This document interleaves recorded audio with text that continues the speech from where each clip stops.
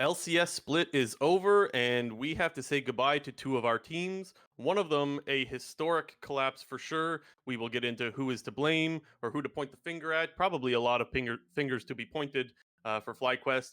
Also, Immortals, people are talking about them getting kicked from the league. Will Riot do it? Should they do it? LCS All-Pros we talk about this week later in the episode, and then in the quick news section, we got a little Faker update. So we will get to all of that in episode 134 of the Clown Fiesta podcast with Blue Jay and JT250. Oh boy, Jinter.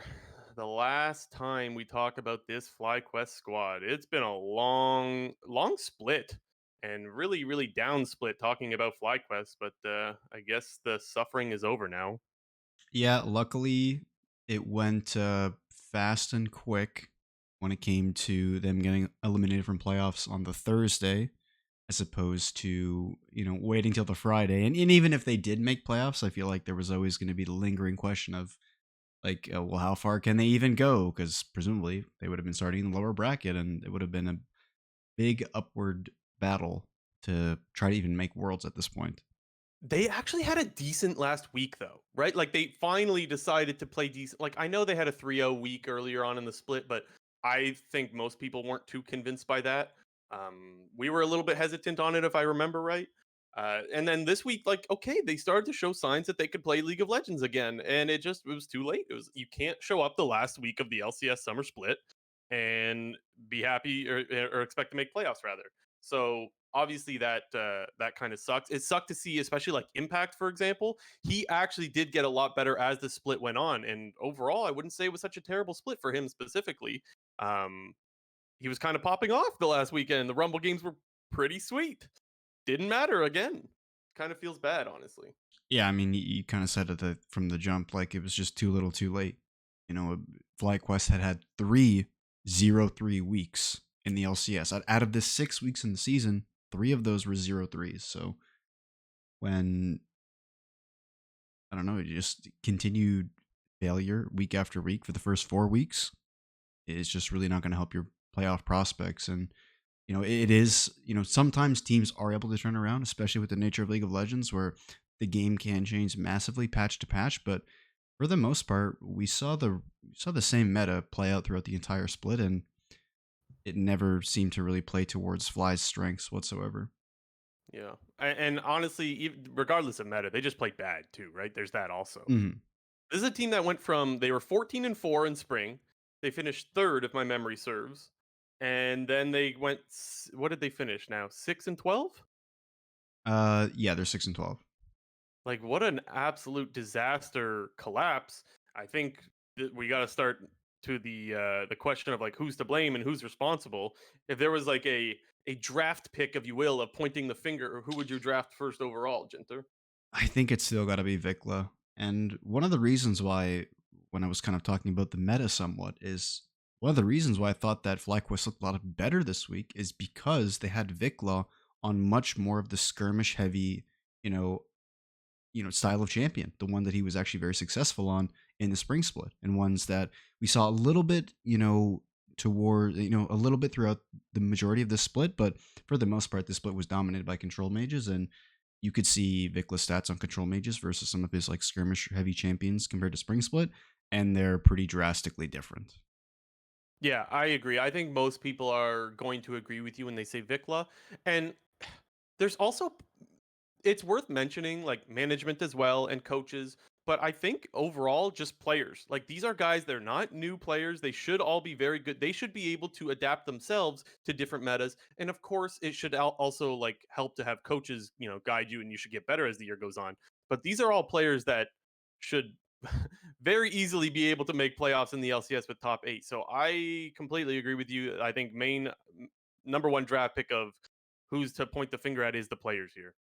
But I mean, every single player on this roster struggled for a significant chunk of the season, and it kind of happened all at different times. I thought towards the beginning of the split, I thought Vulcan was actually playing pretty decently despite their bot lane struggles, but he sort of didn't have the same impact he was having earlier on. You know, Prince pretty much stayed the same the entire split. Vikla was super up and down. Spica and Impact seemed to have a very slow start, but a bit of a stronger end. But it really just didn't mesh together at all through the course of the whole split. It feels similar to Immortal splits of the past, where one person is somehow running it down in the game. Like one person is drastically weighing down the team on a game to game basis, and that happened a lot in this with this FlyQuest team. Constantly, Vikla was behind, getting picked out, losing games because of it. Earlier on in the split, Prince was not having the same effectiveness whatsoever, dying in lane 2v2, you know, being, basically having negative pressure in the entire game where FlyQuest would try to take skirmishes with leaving Prince on the bot side of the map, lose those skirmishes, and then Prince might also overextend when he's trying to, take waves or take plates. So it just Yeah. really felt like, it's like the meme where like the guy's in like a rowboat and like a hole pops out and you got to go cover your hand with the hole, but then Mm, another hole, like, so you got to, and then they just kind of ran out of hands. Like yep. they have, Yep. they can't cover all the holes. And like you're saying, there's no player that dodges blame here. Pretty much everyone is at fault. Even though we mentioned Impact had a good end to his split, it didn't matter. He still suffered He or was not struggled good in the rather. first 2 weeks at the split. He was one of the worst Completely agree. performing players with, the likes of Prince in those first Yeah. couple weeks. We did mention the coaches a little bit. Obviously, they also have some weight on their shoulders here too. Like, I don't know how it never looks good on a coach when you just get progressively worse as the year goes on, right? And honestly, I'm kind of surprised that the coaching staff didn't change, or at least not as far as I know. Feel free to let me know if I'm wrong on that. I But mean, I I can't don't think their recall coaching anything. yeah, I don't think their coaching staff changed, and like they fell off in spring.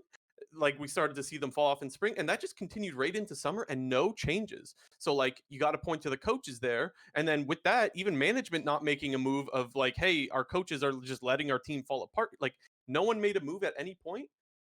That's kind of surprising as well. So you kind of look at Papa or the Sharks, their GM, and say like, "Hey, did anyone think that like this was okay and we weren't going to make a move?"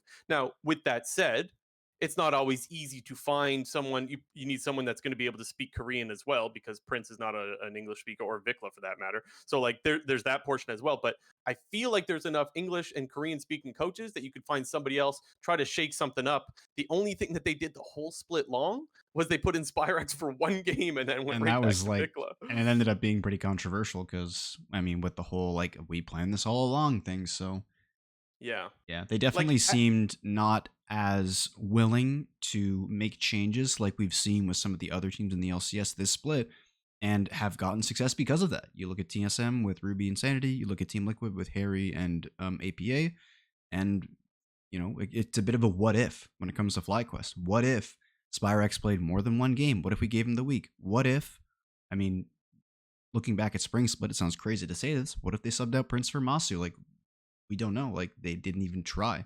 Who knows? Maybe they did internally. Maybe it didn't work out, but we'll never know that. But in terms of what we saw, the end product, and on a game to game basis, it wasn't working.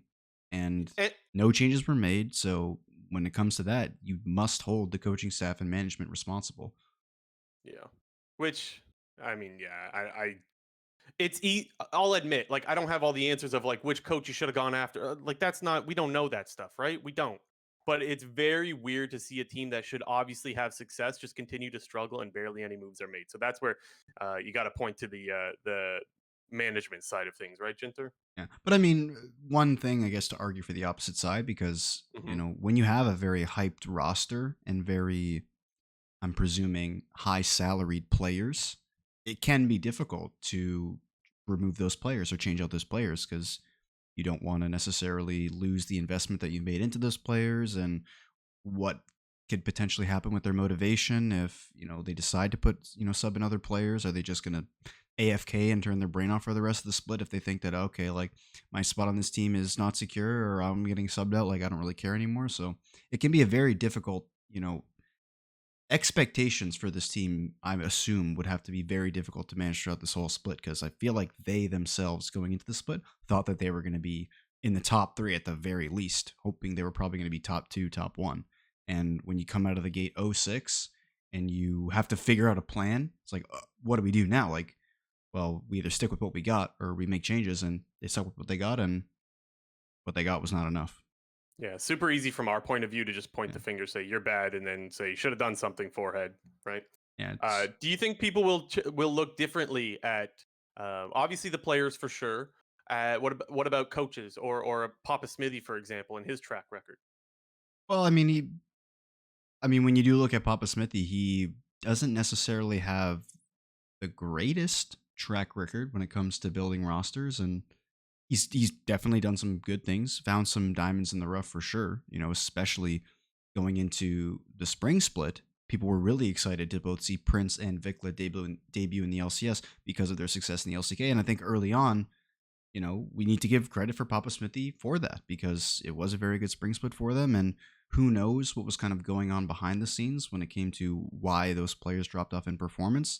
Whether or not that pertains to just individually, like the players were struggling, then it's hard to sort of put blame on coaching staff and management that the players were just struggling individually. But if it was because the team couldn't find their identity, there was problems going on internally within the team, then I feel like, you know, obviously we're not going to know that information, but if that's what was the cause of it, then I think that does point more towards Papa Smithy and coaching management, whatever it may be. Yeah, and Sharks, right? GM Yeah. as well. Mhm. Obviously, not everything falls on Papa.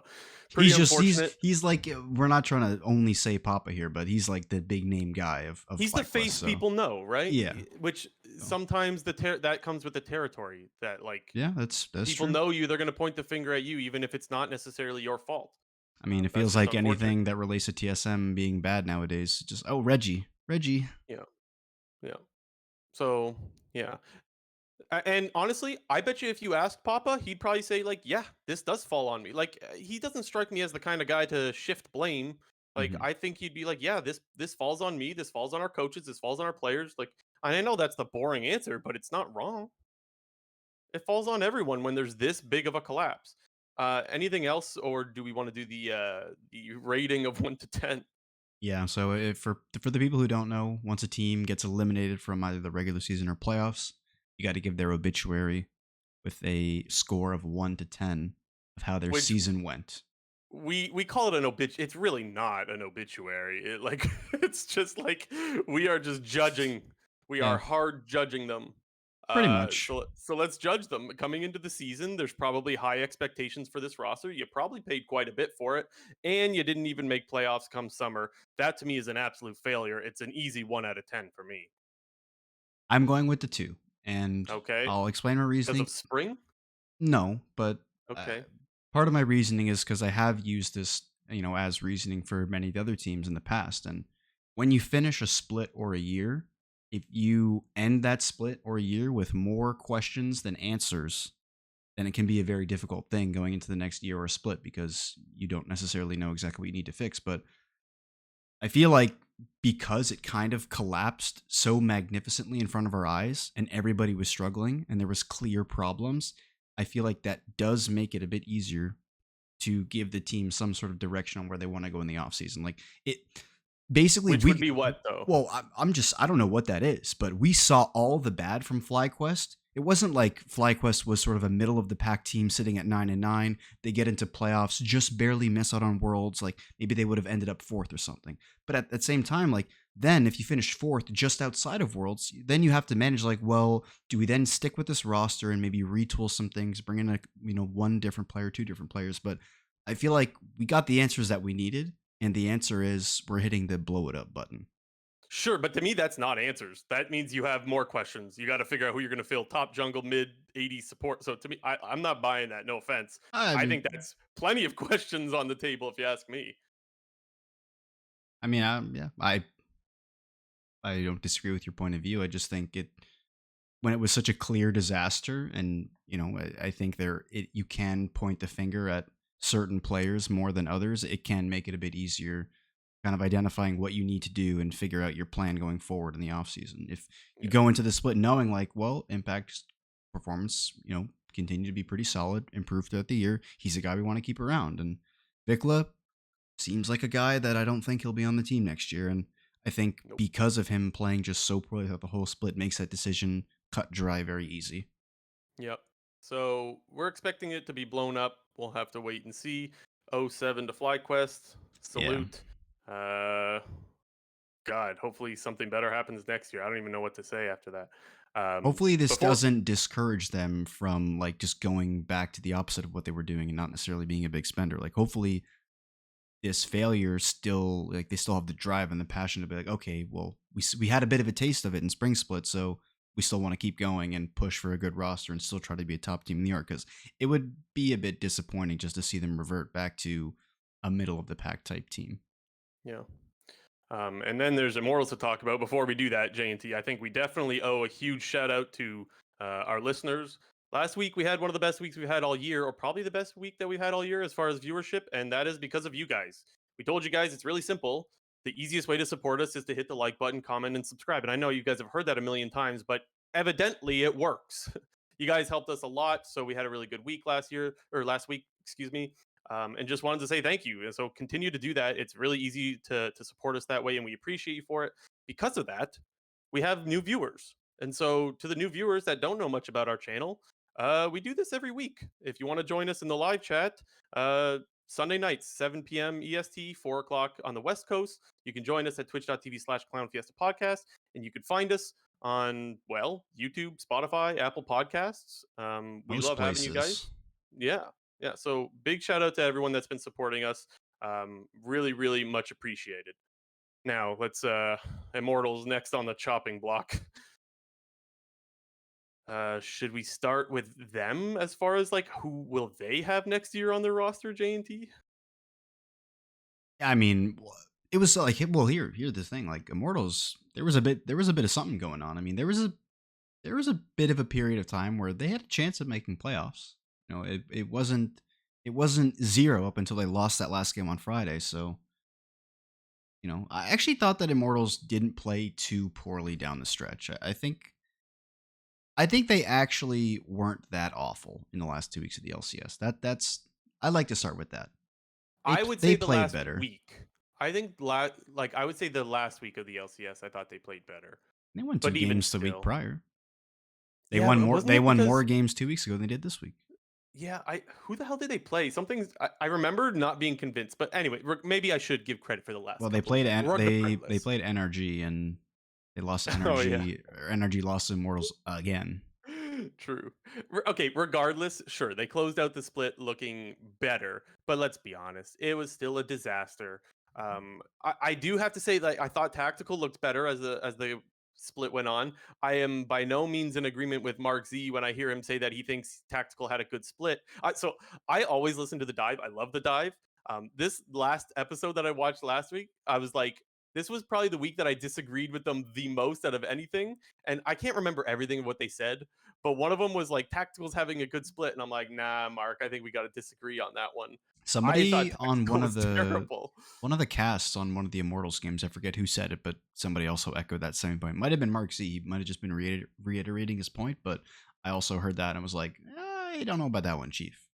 And I don't want to make it sound like all the blame of Immortals goes to Tactical. That was just one of the things that stood out to me. Like, really, I think he had a good week 1, and I think he had maybe a good week 5. I would say so, and it's also so with week 6. Like, he had some really nice plays, and then he tunneled so damn hard in the one team fight. I can't remember who it was against, but he tunneled so hard. Whereas, like, if he doesn't tunnel there, I think they win this team fight. Anyways, I didn't think Tactical had a good split, but I think the same goes for pretty much everyone on this team.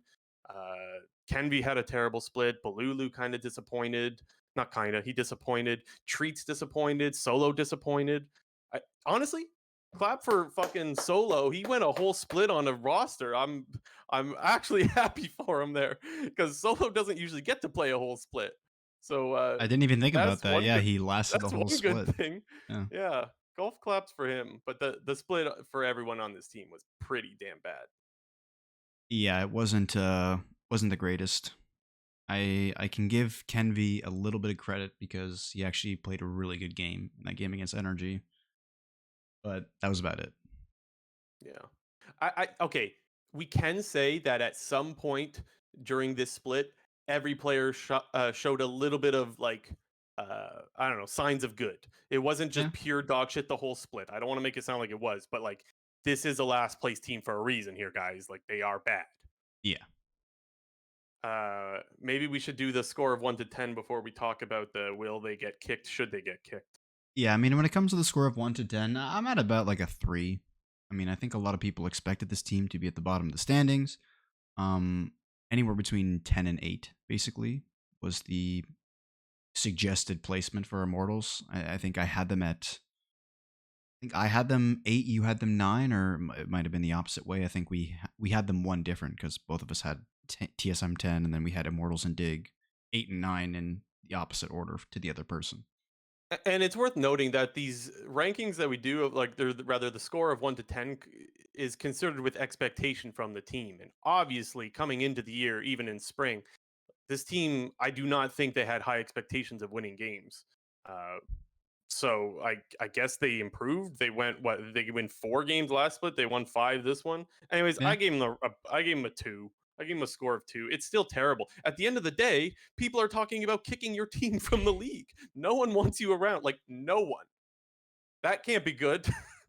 Yeah, when you've finished either ninth or 10th place for the last 4 splits in a row, definitely they're sort of entering old Golden Guardian slash old CLG territory. I guess I shouldn't say old CLG because like old CLG is super old CLG, like Yeah. the new old CLG when they were perennial ninth, 10th place. So we've gotten there for Mortals, so it's getting bad. Okay, so on the whole, will they get kicked thing, because since we're also talking about CLG and Golden Guardians and whatnot, none of those teams ever did do the 5 splits in a row or whatever it is. It's the 5 out of 8 or something like that. How's it go? I think it's no, well, it's either 4 splits in a row, or I think it was like 6 out of 8 in the bottom two or something like that. Yeah, I think it was 5. I think it was 5 at regardless. Okay, they finished 10th and ninth in a bunch of splits in the last very recent while, and so teams are now saying, "Let's get rid of this team." I'm just gonna say, yeah, let's goodbye. Is it? Am I wrong? Yeah, and it's not even like because I think there's a difference between kicking the team just purely because they're terrible. Because there have been other teams like when you look at Golden Guardians and CLG, like I don't think you can like they weren't last for lack of trying. Like they were just last Right. because the rosters that they were putting together were not good, and the players that they got were not performing relative to their expectations. Where when it comes to Immortals, it's been pretty obvious to the majority of the league that this is a team that is not as invested in the LCS as other teams. Just when it comes to pure spending, sponsorships, merchandise, social media, like content, everything like that. Immortals, from the outside looking in, feels like uh, the least cared about team in the whole of the LCS. So combine that with multiple bottom two finishes for 5 or 6 of the last 8 splits. I think that is the main reason why people are talking about getting rid of Immortals. Yes, obviously their bad performance takes it into account, but the fact that they really have not been actively involved in the league other than playing your scheduled matches since season 6, basically, when the team was actually good. Yeah. So I was just looking for the article that was linked in the Reddit post about like what they were looking for when franchising started, and let me just read the brand plan. This is what they were looking for. How does the team plan to engage with and acquire fans? They don't do any of that. They have no fans, very few fans. Let's say I'm sure there's some people that will cheer for more, but they have very few fans, and they don't really do anything to try to engage or acquire fans. Right. Next question was, what's their strategy for providing value to fans through merchandise, content, and other opportunities? I don't even blame them for not doing merchandise. No one's gonna buy it, but they don't do merchandise, right? Like they don't do any of that. And then one more here. Why should fans support them? I don't have an answer to that. Do you? Well, I just wanted to put something into perspective a little bit. Immortals, a professional brand that plays in the LCS, we get more viewers than them on their YouTube channel for their League of Legends content. Like Yeah, that's not a surely, flex, by the way. I mean Just for that the yeah, record. sorry, like if people were thinking that I'm trying to flex on be like, "Oh my god, CFP is epic, we're better than Immortals." No, that's a bad thing. That just proves how dog shit Immortals is. Come on, man. They're dude, videos, 200 views, 400 views, 400 views, 400 views, 400 views, 200 views, 200 views. Like these are voice comms. These are like videos that you would think people want to watch. Look, I love voice comm voice videos, comms are honestly. some of the best videos that like we get for league content. And usually whatever, regardless of the team who's posting it, your comms videos will naturally just get more viewers than the rest of your videos. And with Immortals, that's even not the case. Some of these have less. Yeah. And then there's also like Well, something else they wanted when franchising was started is like, how are you going to develop talent? Well, they're one of the teams that just let go of the whole academy thing. So they've given up on that as well. And so, all this to say, I don't know what, if any, value this team brings to the league. And so, do I think they should be kicked? Absolutely. Am I alone in that? No shot. I feel like most people want this team gone and have wanted them gone for a long time. Will Riot kick them? That comes down to, is there someone there to replace them, right? Exactly. Because There's a big the difference. valuation, I was just gonna yeah, say there's a big difference between talking about kicking the team and then actually kicking the team. Because if you want to kick the team, you need to find a suitable replacement. Because Riot is gonna be the the org that has to what's the word I'm looking for? Exert, exact. just make it happen. Yeah, make it happen. Like they have to make that decision. So they're the ones that have to find the replacement. It's not that Immortals goes out and sells their spot. Riot is the one who actively has to field that replacement. I think there are actually a lot of people that want to get into the LCS. The problem is that I don't think there's a lot of people that want to pay a lot of money to get into the LCS, right? Obviously, valuations on orgs have dropped over time, right? We were looking at articles the other day, it was like 30, 40 million, somewhere around there when Echo Fox sold. And now I think FlyQuest was rumored to be around 20 million when they sold last year. I'm imagining it's much lower than that now. But I have to, Um, from my understanding though, if they were to kick Immortals and bring another team in, I don't believe that new team has to pay for Immortal slot because Riot has to buy out Immortal slot, and then Riot has to bring that new team or org in. So and those are other specifics that we don't really have all the answers to, but that would also, but with all that said, I still think it's possible that Riot's like, this is our chance. Like, yeah, if not now, when? Right? very true. Um, because, well, like, we don't need to say it all again, but the point is they don't bring any value to the league. This is your opportunity, where you have them that they've finished in the ninth, 10th spot for how many splits or whatever. Like, this is your chance. So honestly, I think Riot is looking to see if it's possible to do it.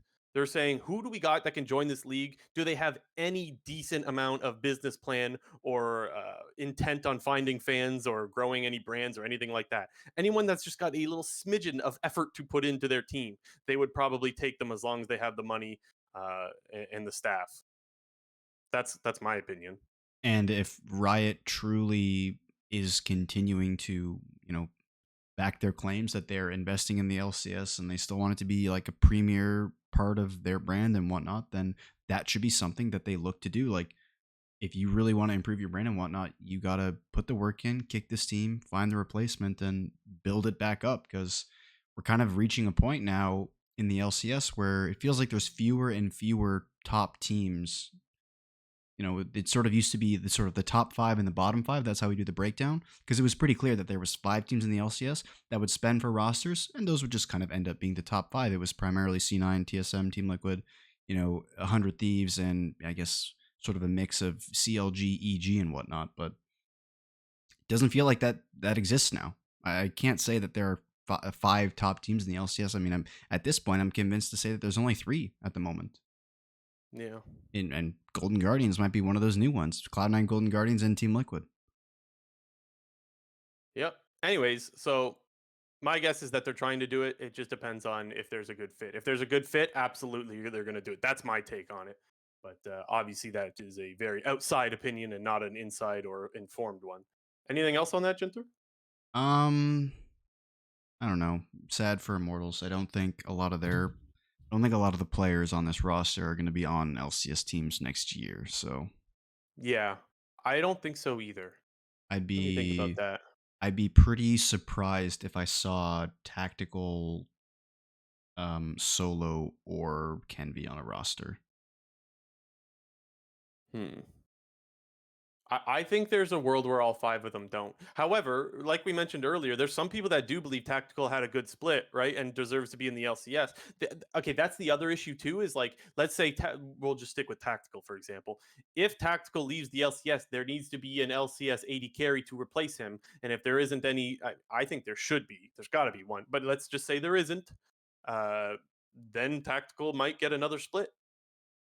Maybe, yeah, And the same could be true for any of the other players, right? yeah, So just because we think they don't belong in the LCS doesn't mean that we're correct, and it also requires someone to replace them. yeah. Uh, Let's talk about the good teams now. A little more positivity. We got some first round buys with Cloud9 and Golden Guardians. Where are we starting, Jinter? I mean, I guess we can start with Cloud9. They finished first at the end of the summer regular split. They beat Golden Guardians in that tiebreaker for first place. They did. I was Um, sad.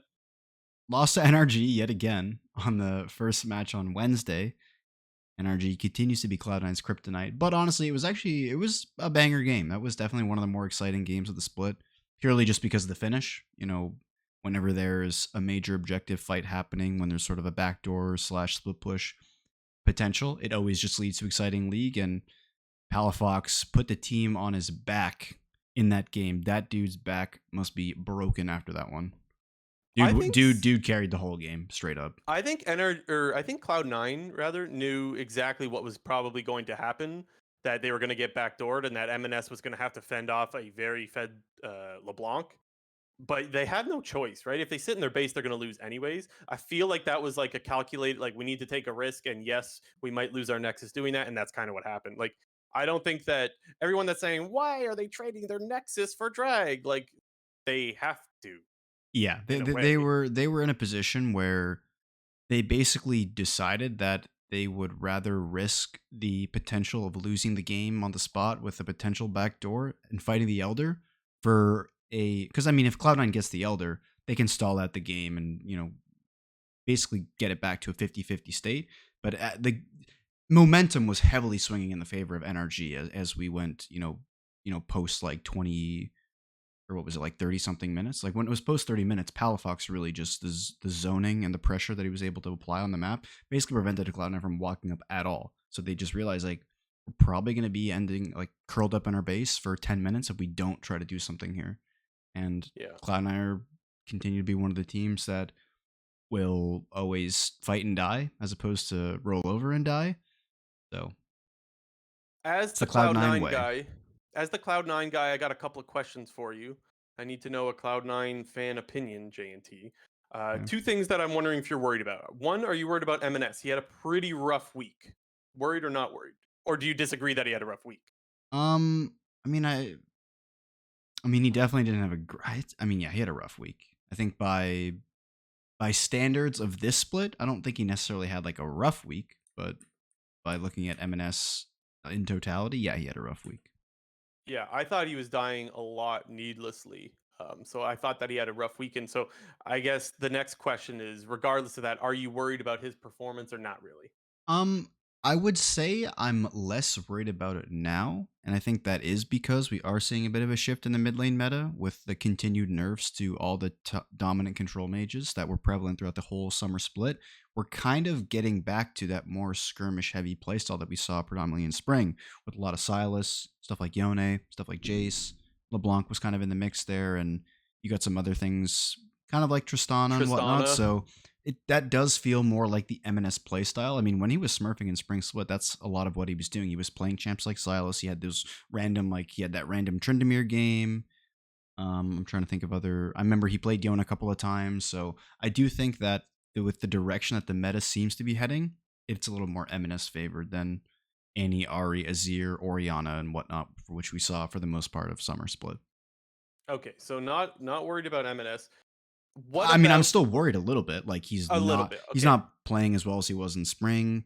I think there's a lot of the other mid laners in the LCS have been performing better than him, but That was my take on it as well. Is like to me, I'll just spoil. He's not in my All Pro. he's not in mine either. So I don't think he had a particularly good split, and especially this past week, I thought he had a pretty rough week. The other thing that I think Cloud9 fans could possibly be worried about, so this is the other thing I wanted to ask you, is their record against good teams, right? I don't remember exactly what it was, but you saw the graphic where they were losing to teams above 500 record more than they were winning. Does that bother you at all, or is it just small sample size? They're still the best team. They're still winning it all. yeah, I feel like the graphic, it's like a little bit of a bait because you kind of look at it from the opposite direction. And, Cloud9, they didn't lose to any team below 500 in the standings. They beat everybody below them. And when it comes to Cloud9, it feels like that's their norm throughout the entire existence of their time in the LCS and even at Worlds. when it comes to international tournaments and worlds with Cloud9 wins the matches they're supposed to win. And that's part of the reason why they always seem to get out of groups in international tournaments. And the same can be said for LCS. One of the reasons why this team in their entire existence has only once ever not made playoffs is because they always beat the teams they're supposed to beat and always end up with a good record. They might not necessarily always play the greatest against some of the top teams because they can be very volatile, and Cloud9 is maybe a better best of 5 team than they are a best of 1 team. But when you're constantly smacking the bottom of the league and there's no question whether like how far ahead you are of them, no, it's not really worrying to me. Yeah, I think I'm in the camp still that like they're still the favorite to win it all. So I still have them there. And I think that's mostly because of their last game, their tiebreaker against Golden Guardians. I don't remember who was on cast, but someone It mentioned was the like this is a dive. It comp was the they've run dive before. TriCast. Oh, okay. Cause and they mentioned like this is the comp that Cloud like this is their I Their don't bread know and what they butter base. said. I don't know if they said like their try hard pants or whatever. Like they're putting on like their try hard pants, we'll say for lack of a better term. But I think they're right. Like this is where we're not fucking around comp. And honestly, they played really well that game. It's very clear to me that they can have Blabber be the perfect bait. Like he actually is really good with Kindred and being able to absorb the engage, whether it be the Nautilus hook or whatever, and be able to get his ultimate off in time. Like so much of their comp relies on Blabber being able to use the Kindred ulti while the other team is in air quotes picking him, right? Finding the pick. And now Nautilus has used his hook or his R, or somebody else has used an engage piece on Blabber, whereas he will survive, and Berserker can just fire away like he did on Ash in that game. So like to me, that is a really good comp that like they're saying, look, if we can absolutely perform on this. And I don't think that that's the only one that they are going to have that with, right? One of the reasons why Cloud9 is such a good team is that come playoff time, they're always able to adapt to the meta very, very well. And in best of fives, you keep throwing new bans at them and you keep changing the draft and they adapt so well. So they always have weapons ready to go. And so I do think there is some truth to the narrative of like Cloud9 is no longer fucking around. And I think that's what we saw in that tiebreaker game against Golden Guardian.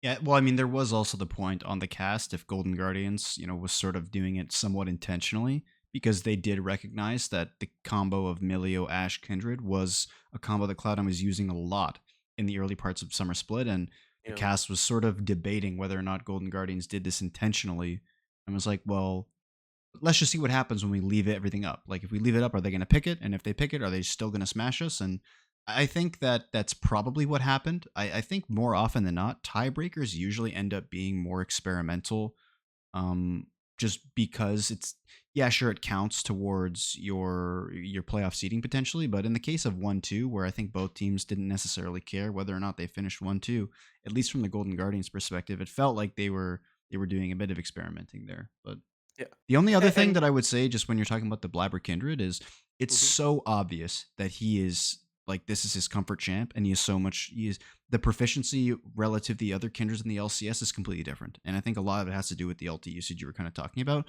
He always preemptively drops the ult. I feel like every other week there'd be a game that we'd single out from somebody in this summer in the LCS where they were playing a Kindred. I remember most recently it was the Pioshik one, and I think Yeah. before Kenvi had one earlier in the split, and I think the one other that I remember briefly talking about was I think Contracts in one of the first games of the split had like a Kindred game where he was just dying a shit ton, and it's all about the ulti usage. Blabber drops it preemptively all the time. Cloud9 in one of their clips where it was like a miniature mic check where they just had like the ending push in the tiebreaker game, Blabber was actively talking about like, oh guys, I have Kindred ult for the wave. I don't think I've ever seen anybody other than Cloud9 ever ult the wave when you're sieging playing Kindred. So Yeah. it's just obvious that you need to ban this champion against this guy. You cannot leave this up. Cloud9 will pick Yeah. it every single time. And the team plays really well with it because they actually win their lanes quite a bit. And with Prio, you can get kindred marks and you could start to snowball the game even just through kindred marks, right? In They some scenarios. they threw out some stat where like Blabber, like this split, 54% of the time Kindred gets banned against him, and it was like 30 Interesting. 35% that it gets picked. So basically almost 100% of the time, like it's almost 100% presence on Cloud9. Like I you did have not to realize you that. have to deal with it. That's interesting. Okay, even though lots of good things to say about Cloud9, I still have some things that like, I'm not completely sold. We mentioned how Fudge hasn't had the greatest split. Maybe he's starting to turn it on a little bit, but and maybe he just straight up will when playoffs happens, right? Like I do think playoffs Cloud9 is just a different animal. And same with MNS, right? We mentioned how he hasn't had the greatest split either. And like when your solo lanes aren't like at their best, that's something to be worried about. Do I think they can turn around in playoffs? Yeah, pretty much, which is pretty much why I have them still as the favorite. But I guess all this to say that this team is not without its areas to improve, I guess. Yeah, I mean their solo laners definitely are not up to the same level as they were in the previous split, but in the same breath, I'd argue that Blabber is playing better this split than he did last split, and that's pretty apparent when one, he's the number one guy when it comes to the MVP discussion. He's one of the few junglers in the LCS that's actively been playing a lot of carry junglers in the summer split. And even though I'm not a big stats guy myself, he's like by far and away highest damage percentage for junglers. So Yeah. I think the second closest is Boogie or something. Should we talk Golden Guardians? Yeah, we can move on over to Golden Guardians. Blue Jay, I got to call you out because you got your prediction wrong. Golden Guardians did not get 12 wins. I mean, -1 point for you. I am correct. I am taking full credit, whether you give it to me or not. So I predicted 12. This is when they were 4-2 in the split, and I guess I went back to watch the video, and now I'm trying to remember what you said. I don't remember if it was like I can't believe you're giving them 12 wins, or if it was just like I don't think they'll do it. I But think the I point is, I think I said that I thought you were like a little bit high on them, but I didn't say it was like out of I think I had them at 10 wins was my prediction. When you made your yeah, 12 wins, I predicted 10. yeah, and I'm taking credit here. If they would have gotten one less than 12, I am wrong. But one more than 12, I'm taking credit. I don't care. I predicted this was a good team, and they are a good team. That doesn't mean they don't have their faults. They absolutely do. Maybe we could talk about that a little bit. Licorice kind of getting dumped on by Summit in that game, the Jackson Rumble matchup. What was he down like 50 CS at 15 or something? He got I pooped don't have on the a little bit. timestamp. It was sometime around like 15, 16 minutes, maybe. He was getting hard stomped, man. Hard stomped. And River went top twice during laning phase in that game, too. So it's not like Licorice was just left on an island. Like, nah, River went up there twice. And Licorice, mind you, Summit, our best laner in the league, right? But like, you shouldn't be that hard stomped. Mind you, though, Licorice did bounce back in another game. Have it I here. mean, one thing But that the yeah. casters were saying, which was kind of more damning, was the fact that Licorice actively picked the Jax into Rumble and Yes. then Yeah. still lost that hard. It's not like he got counterpicked and lost that hard. That's somewhat understandable because top lane is pretty notorious for getting counterpicked and then getting shit on. But it was the reverse. He got the counterpick and he still got shit on. So it kind of further multiplies Licorice's bad game right there. He redeemed himself in the game against Rich. He actually had a good Jax game, and he was running down Rich and solo killing him in side lane on the Cassante. So that was actually like I was like, okay, not well, we'll forgive, and I don't know about forget, but we'll forgive that absolute trash performance that he had against Summit. He got solo killed later in the game too, just sitting mid lane.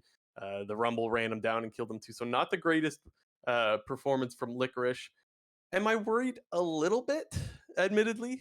I'm a little bit worried. But like I still am of the opinion that he's just way better than he was in spring, so I'm not that worried.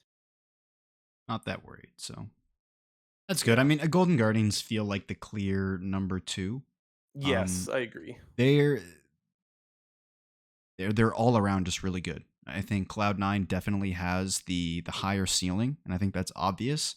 But in the same breath, I think Golden Guardians has the consistency, at least in best of ones from what we've seen so far. Golden Guardians feel like the more consistent team, but best of fives with Cloud9 feels like a whole different beast. So Yeah. I think Uh that's where it becomes much more difficult for Golden Guardians. yeah. And obviously this team like they're good everywhere, right? Every one of their Yeah. lanes or roles or whatever had like a solid split. I think they'll all be all pro. I don't remember even they're probably all on my all pro thing. I don't even remember, but we'll get to that a little bit later. So that's really good.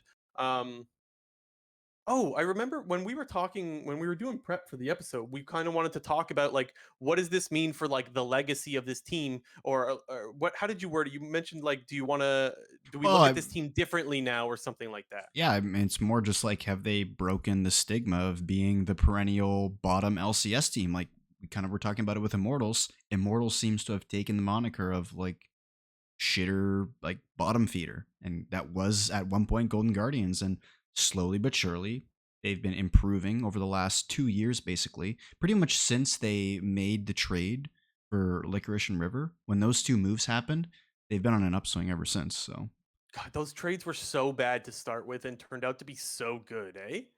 yeah. Like River was sprinting it last year, and so was Licorice.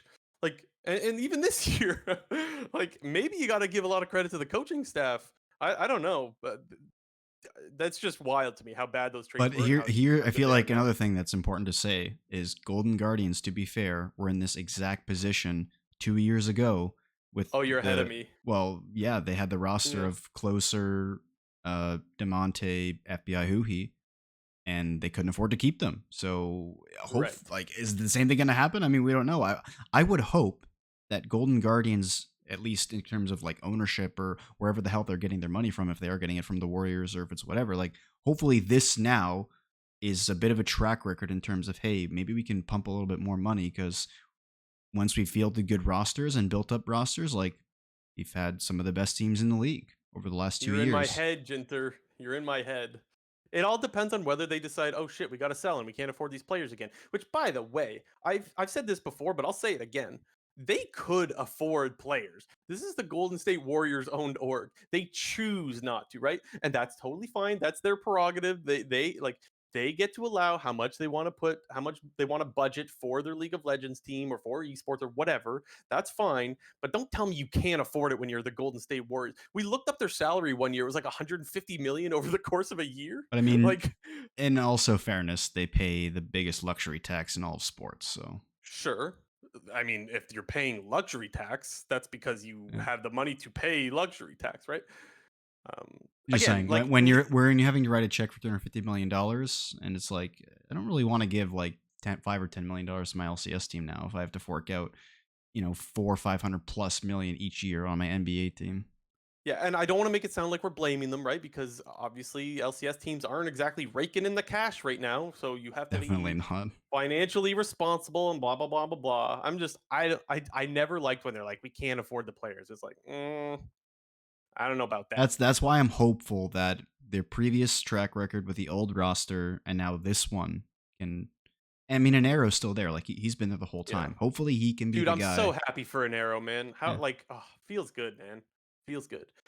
In short, yes, I do think this changes the perception of the team though. And I think that it started um with finishing 9-9 in multiple splits. Like, is 9-9 anything crazy? No, but that is getting out of the basement of what they were known for being the They ninth or tenth were place the team, right? ninth, 10th place team at the start of franchising, and even Yeah, not even 2 years ago, when in 2021 they were at one point they were the 10th place team. They were 3-15 in 2021 spring. So they're only 2 years removed, but they have improved quite a lot in those 2 years. yeah, and I would say just going 9-9 is the start to getting out of like being like known as the basement dweller or whatever you want to call it. But when you go to MSI and then you follow that split up with going, what did they go 13 and or something? Well, 13 13 and and 5 and 6 then if we count the 13 and 6 with tiebreaker. right. Yeah. Like that to me is not just like not basement like you are at the top of the league now. And even if it is for one split, I think having back-to-back splits where one you go to an international tournament and two you get a bye in the first round of playoffs, like yeah, I think we can take them out of the basement dweller. However, that doesn't mean you're permanently out of it, right? Like if you follow up by selling the roster and then you're at the bottom again for another 3 or 4 splits, guess what? You are now once again known as the team sitting at the bottom of the standings, the doormat. Yeah. So, but in short, yes, I think they've gotten rid of that for now. Yeah, for now. Uh, We'll be looking back on this in like 8 months' time oh, it'll be hilarious. when spring 2024 is over and Golden Guardians is running like all rookies on their roster and they're 10th place, going like 4-14, and we're talking about them like they're a dumpster fire again. So Yeah, I we'll won't be. clip and save this for. We'll come back to this in 8 months. That's what I was gonna say. I won't be upset if someone clips this. Like, don't get me wrong, I'll be sad because I want Golden Guardians to do well. Like I'm a Golden Guardians fan, but if you need to clip this when they're just absolutely running it down next year, then okay, that's kind of funny. Uh, lower bracket now. Yeah. So even though the upper bracket teams they get a first round bye, I mean the lower bracket teams kind of get a bye. I mean they don't have to play next week. They get some scouting info. Yeah, that Dignitas they won that tiebreak against 100 Thieves, and well, who won they won the? earlier in the week as well against 100 Thieves. They beat them Yes, they twice this they won week. both matchups, so we can definitively say they are the seventh place team. Yeah, which is way better than the worst team in the league. Like we had them, or you had them rather. Well, I might have had them at like that as well. I just remember like you really hated the team at the start of the Oh, split, so it was way I better at did. that time. Yeah. Santorin forgot how to jungle. I don't know, like, Yeah. but he figured Okay. it out again. Yeah, so if we ask the question, how did this team make playoffs? And without saying because of 100 Thieves, like who is responsible for this team making playoffs? You can't say Quid, you can't say Closer. Santorin. Yeah, you can actually point to the Dignitas players. I would even say Jensen had a good week too. Like I think Jensen and Santorin have looked much better as the split went on, which they were pure disaster, as you mentioned at the start of the split. So okay, there's something there. Do I have this team making a run? Hell no, I don't. Um, but even Rich as well still had a good split, even if he struggled as the split went on. He had a good split overall. So there's some areas to point to where, like, okay, this team isn't pure trash, and maybe they could win a series. I mean, especially considering the volatility in the middle, like with the middle teams in the LCS, TSM, Evil Geniuses, and Team Liquid, they seem to waver. Maybe not as much, but maybe almost as much as the likes of NRG. We could get any number of scenarios. It feels like if we get the dog shit version of NRG dropping to the lower bracket, I could easily see Dig beating them. But who knows? Maybe the buff version of NRG shows up in the lower bracket and they get smacked by them or something. So Or TSM, they're kind of struggling right now as well. But did you say them? I mean, I've kind of just named all the other teams that Yeah. weren't the ones we just talked about in C9 versus Golden Guardians. So Yeah. So there's a world now with 100 D's on the other hand there, if we want to ask the question of like which team is more of a threat in the lower bracket with God, and the word threat's doing a lot of heavy lifting there. We are giving Dig the edge. I mean, I guess. I mean, in terms of like, well, I mean, in terms of who has the greater potential to be a threat, I'd say 100 Thieves. But the problem is they have not shown that potential the whole split. Like I, I've been waiting, but it hasn't happened. So I can't say that it was. But in terms of pure potential, it'd be 100 Thieves. But we have yet to see that the whole year or the whole And split. Dig just beat them twice, I know right? it. Well, and exactly. Oh God. They have very few things going well for them, 100 Thieves do, right? Like Someday I think is still actually playing better than people are giving credit for, even if he's not having a great split. I don't think he's useless. Then there's Double Lift. Oh God. Yeah, you owe Double an apology. We owe Double Lift an apology. More you Last than me. week, last week I do Last as week well, but more you we than were me. joking about Doublift having tummy aches, but here's the thing, guys. You need to understand. This was in reference to his tweet. His tweet was saying like, "Hey, I played really bad. It's because I've been sick, and this isn't an excuse though." And so we started joking about Doublift because of the tweet. I didn't know the guy had internal bleeding. Like, oh my god. As soon as I found out that he was in the hospital, I was like, "Oh no, what have I done?" We were You joking cursed about them. Pepto Bismol. Oh my god, man! They should. Internal bleeding is not in the song of the 5 things that Pepto Bismol does. Not at all. I mean, it's actually probably a really good thing the fact that they're in the lower bracket and don't have to play next week. So gives Double Okay, Lift a little bit of recovery time. and I don't like. We're joking a little bit, but like this is serious, right? I Like this is mean, actually really serious. yeah, he posted pictures of him in the hospital, so it's got to be pretty serious at least. Hopefully, yeah. Obviously, we hope that he's doing okay, and we're laughing not because of his situation, but we're laughing because of how dumb it looks that we were joking about his tummy aches last week and about how he had too much chipotle sauce on his sub. Hmm. Uh, I'm sorry, Double Lift. I'm Yeah. sorry. I mean, I still think Double like I know you mentioned Someday and he's been kind of flying under the radar a little bit, maybe not getting the credit he deserves for having a good split. I put Double Lift in that category. I think Double Lift has actually quietly had a really good split. I don't think he's been on the greatest team, so he hasn't really been able to showcase that, but I think you can point to a few different games where Doublelift is having a relatively good game, and then some whack shit just happens with Quid and Closer and just fucks up the entire game. Dude, did you see Quid shuffle Huhi Leona right on top of Doublelift this week? So I actually disagree with you a little bit because Doublelift did have the 1 week where he purely sprinted it, right? And then also he was like he cleansed like nothing in one of the team fights this week. Like there were some obvious mistakes. I still agree that he's probably their best player, but I He don't had a know if I tummy would say ache. he's Don't having. worry. I don't know if I would say he's having a really good split. I would say he's having an okay split while the rest of his team crumbles. But I mean, as we say all the time, it's hard to look good on a bad team, right? I I definitely agree that that 1 week it was pretty bad. But apart from that 1 week, I mean, the crumbling, like the team is crumbling around him, and I mean, part of the reason why I think at least he's flying under the radar is because people are so quick to only be looking at the likes of Quid and Closer. And they're kind of just forgetting that Doublelift and Busio, they're winning the majority of the lanes that they're in. I mean, in terms of like pressure and CS, like they're winning their lanes more often than not. But I you, have you the get to the you get to the mid game and Quid just does something completely stupid and they lose all their tempo and pressure for 5 minutes and then get behind 2, 3, 4,000 gold and then guess what? Everyone's jumping on Doublelift's nutsack because they're 4v5. I have the timestamp from when Quid shuffled Leona right on top of him. It is in the Golden Guardians game at 3250. I recommend people go and watch that and just think about what it would be like to be the 80 carry for 100 Thieves at that point in time. I was laughing my ass off rewatching this game because I was just think of the 80 carries that you know, right? For us, it would be Tommy from our college team. Just think of if Motu is standing there, gets a Leona shuffled right on top of him, while Jax is flanking from one angle and Ari is flanking from the other. I could just picture him going, "Whoa!"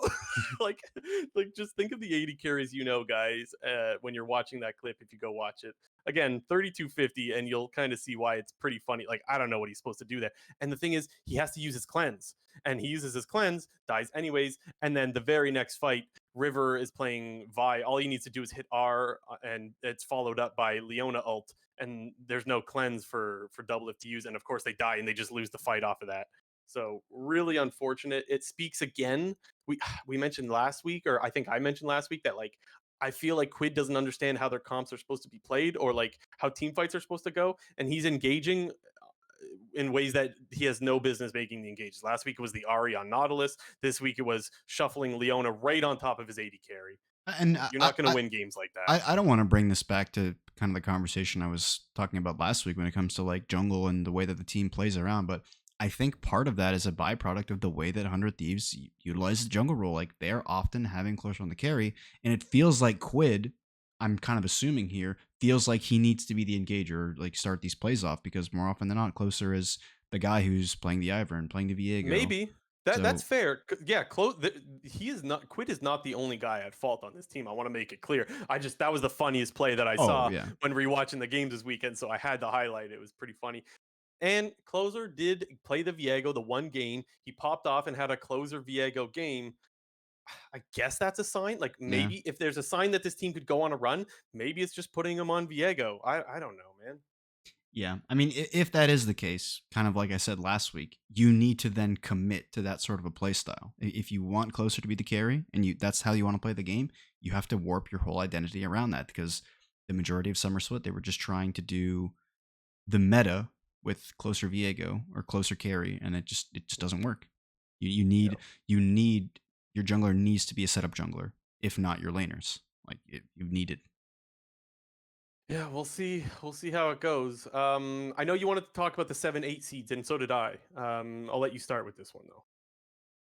I mean, we just got done talking about the fact how 100 Thieves and Dignitas are not very good teams in the grand scheme of things. Hmm. And I feel like it once again just proves the point of this whole 8-team LCS playoff thing is not it. At least for my money. There's been one 7 or 8 seed in the playoffs now over the course of 2 splits of this format, heading into our third one. They have won 1 series in total, the 7-8 seed, and they proceeded to lose the next one right after. So 1 series win across, I'm just estimating here, like 12 playoff series for the 7-8 seed, which Has it been results in that one win. long? Because Well, remember, spring doesn't have 8 teams. Well, I mean, it's two splits of. I guess I'm counting because there's four each split, and then I guess it would be only 10 then. Sorry, it'd be 10, not 12. Okay. It's minimum 8, and then when they move on. So Well, and you could argue that like this is one of the better years because our 7 and 8 teams this year finished with what they got 7 wins or something like that. they Whereas both like had 7 wins before the tiebreaker game. last year our seventh place team was TSM with 6 wins, and Golden Guardians was eighth place with 5 wins, right? So that's kind of like 6 and 12 and 5 and 13 is like FlyQuest and Immortals right now making playoffs, right? So to back up your argument, you could argue that it could be even worse than it is right now, right? Like some years the 7 and 8th place teams are even worse than these teams right now. 100%. With that said, I still think I disagree. I'll give you my reasoning. It's not very complicated. I still want to watch them play games. It's that simple. Even if they are bad teams, I'm still looking forward to the seventh place match or the eighth place match or whatever the hell it is. Um, is there any other like downsides that you think need to be highlighted as to like why these teams shouldn't make playoffs, Jinter? Like I'm willing to be sold here, but I still think I'm in the camp that I want to see them play anyways. I mean, I think it's just the question of like, do you just want to see games being played, or do you want to see meaningful games being played with the best teams in the league? And I know that the LPL, they have a lot of teams in their playoff. I think 12 teams make the initial playoffs. There's like the whole, I mean, the top They four have automatic. 17 teams though. Yeah, well, and that's the point. I mean, you have 17 teams and only, I mean, maybe it's only 10 teams that make playoffs because, yeah, no, it's only 10 teams because four auto advance and then six go into like the miniature bracket. But when you have 10 teams in your league and 8 of those teams are making playoffs, like I just really can't get behind it. Even if the LCS had 12 teams in its league, I wouldn't want them to have 8 playoff spots. And that's fine, but you say like you want to see the best teams play, but like having the 7 and 8 teams in the playoffs doesn't stop you from doing that, I guess is my side of the argument. You're still going to get to see Cloud9, Golden Guardians, TSM, EG, all those teams play anyways. You I just have just more series. So my argument would just be like, don't watch the 7 and 8 games if you don't want to watch them, though. You know what I'm saying? Well, and I mean, one thing that you can maybe look at it from like a team and org perspective is you kind of just have to you have to play 3 extra games and reveal potential picks or strats and get information, about yourselves when you're playing against these bottom tier teams. Like once you lose your first series, like for example, the teams we're playing next weekend, if they just dropped into the lower bracket and those 7-8 seeds didn't even exist, they don't have to play 3 to 5 additional games to reveal any extra picks. Because once you then drop to the lower bracket, you're on your last life. So if you do have Mhm. any secret strats or secret sauce, you got to bust those out, and it's kind of like an extra like potential to waste those. Yeah, for me, it's just like that's your punishment for losing. Then, like if you don't want to show and you want Yeah, to but not have, so your punishment for losing should you don't get to make playoffs. That's your punishment. You do not get to make playoffs. yeah. Well, again, they so 7 8 get punished by not having a second life, right? So that's a punishment there. And then the teams that have to show extra games because they lost their first series in the upper bracket, they get punished by having to show more strats or whatever, or just straight up being eliminated.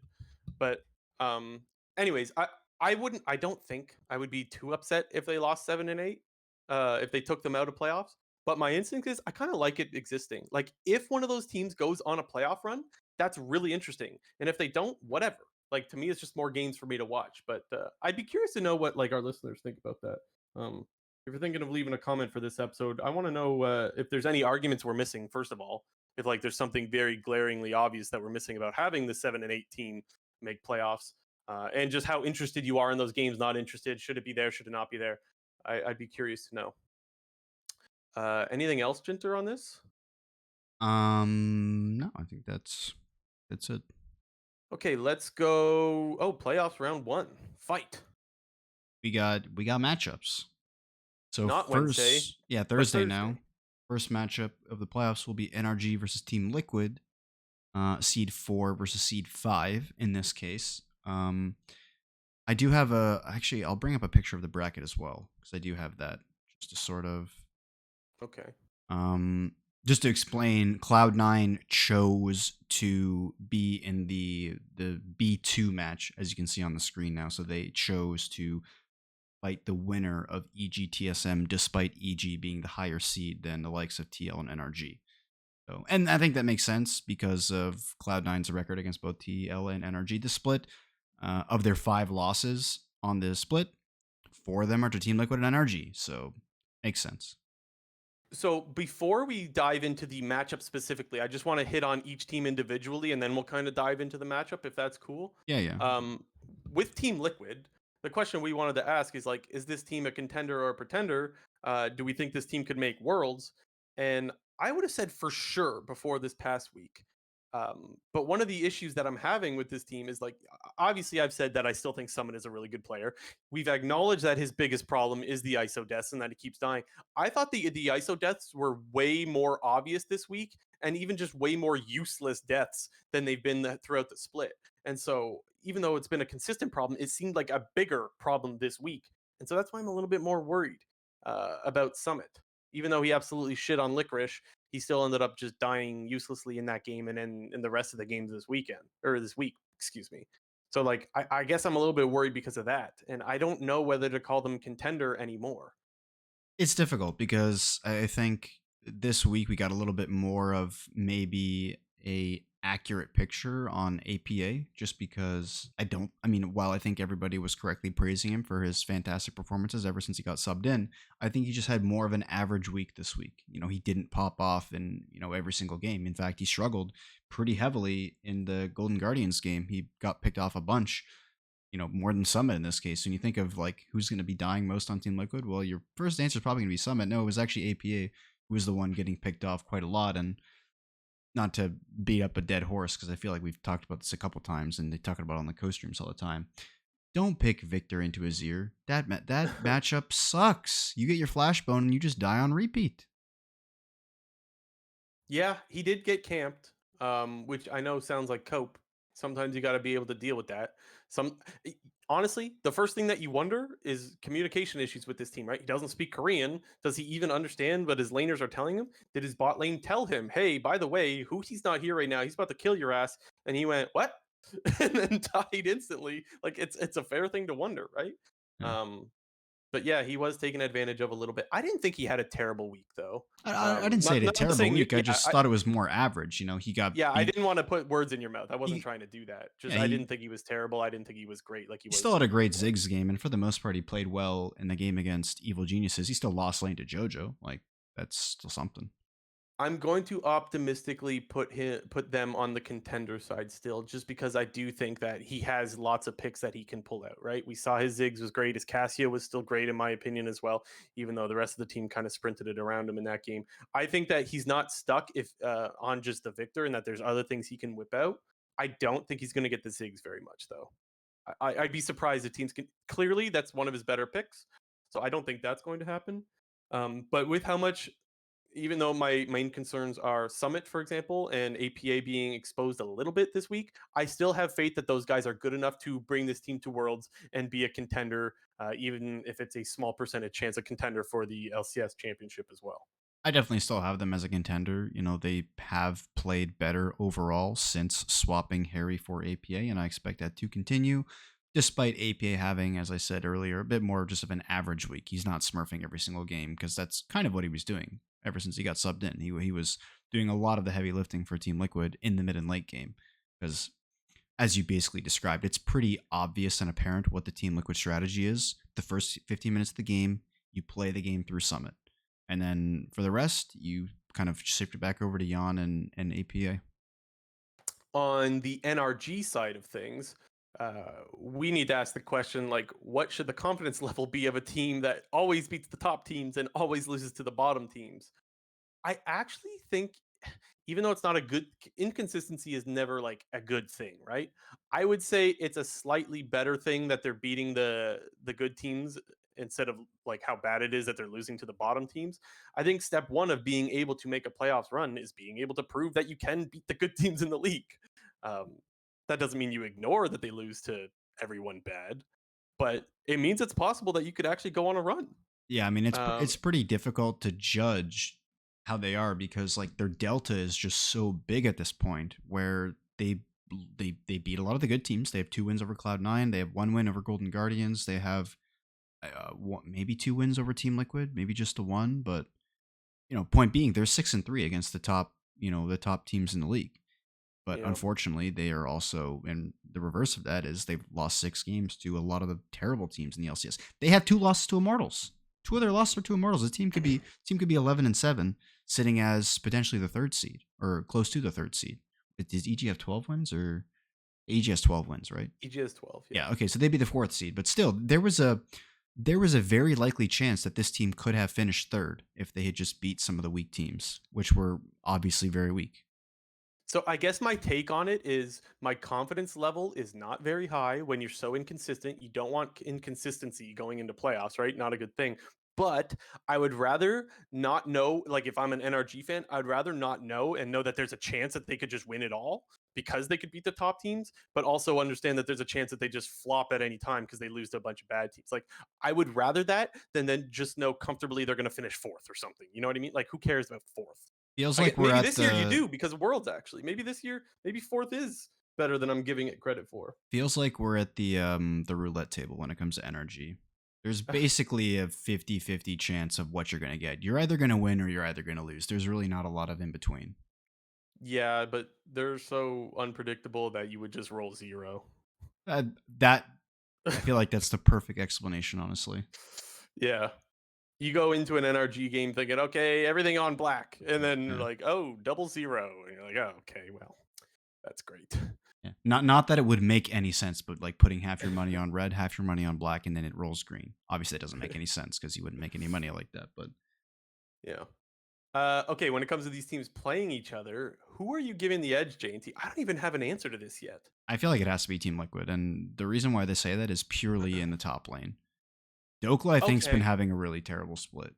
you're So selling me already. I think you're he right. he has been massively struggling on everything, basically. I can't think of a time where he's had more kills than deaths at this point. Like this guy is dying a lot. Do you remember me saying that when it comes to the Yone pick, like I trust Palafox way more than I do Dokla? Yeah, yeah. Well, I think over the last couple of weeks we saw why. Like when Palafox had it, okay, let's go Palafox. Oh, when Dokla has it, oh, I don't trust. You know? I just think the top lane is going to be such a big mismatch. Yeah. I think you and I are stop me if I'm putting words in your mouth here, but I was kind of surprised that people have I think people have started to doubt Dokla a little bit, and as much as I love Dokla, I've been doubting for a while. Like I did not think he was good in spring. I even thought at the end of last summer that he fell off and that most of the momentum was carried by the narrative like, "Oh, Dokla's back." And don't get me wrong, I was super happy that Dokla was back, but I did not think he was performing well. And so I guess what I'm saying is I'm not surprised. Um, I hope to God he can turn it around, but I'm just not surprised. Yeah, I'm not surprised either. But I mean, I will admit that you were definitely lower on Dokla than I was. But we're just seeing that lower end of Yeah. Dokla to where we're not seeing the lane dominance that he seemed to have maybe in Spring Split. But the deaths and the mistakes and the side laning is still there.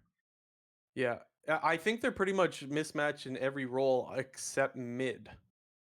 Yeah, Honestly, mids. Contracts can be pretty good too, though. Like, I wouldn't be surprised if Contracts shows up and give Piosik a run for his money. So I think mid jungle is where this team needs to.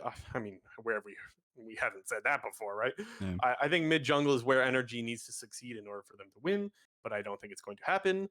But I will give TL the 3-2. We'll still go 5 games and an absolute fiesta. And I'm looking forward to. I think it's going to be a fun one. I'll probably go with the 3-1. Energy will win a game for sure. Just with their volatility, I think they will win a game.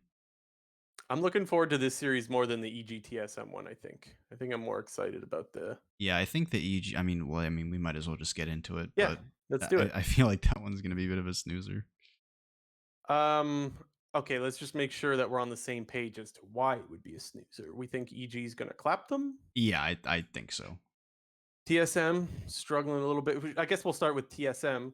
JT, could you help me out here? What is TSM's record since Reggie tweeted "Good riddance"? Ooh, I don't even know, to be honest. Oh, actually, it's 0-4 if my memory serves. Oh shit. They have not won a game since he made that tweet, and God, I feel so bad for Insanity, for Boogie, great splits. Chime, I think he fell off as the split went on, but Yeah, still think he. Chime had a good split most of all. Like, It I was think weird this with team was their having a good split and they just fell off a cliff. And it sucks that it's at their expense, but I'm enjoying their losing because Reggie looks like more of a dumbass. yeah, it kind of felt like sort of with the bit of a the like the meta shit to mid lane I was kind of talking about. I felt like it actually hurt TSM a little bit because I mean that is Insanity is a control mage player, but he also had those unique picks into those control mages. So like he was good at the meta, but he was also good at the counters to the meta. And now that we're back to skirmish heavy mid, that was the meta that he notoriously struggled in when he had that split before he got kicked off IMT. He didn't have the greatest week, and we can't cope because he wasn't put on Sejuani, so I can't blame draft or anything like that. We just hope that he bounces back. Yeah. Or I do we? mean, he Maybe had not, a because TSM, I want them to lose. I don't know what to do anymore. it's always so difficult for the both of us when we talk about TSM because they're at a point now where we like all the players on their team, but we just still have to hate them because they're TSM and they have But Reggie. the good news is that, like, I think most of them, minus Haunter, no offense, have had good enough splits to be on a team next year, hopefully.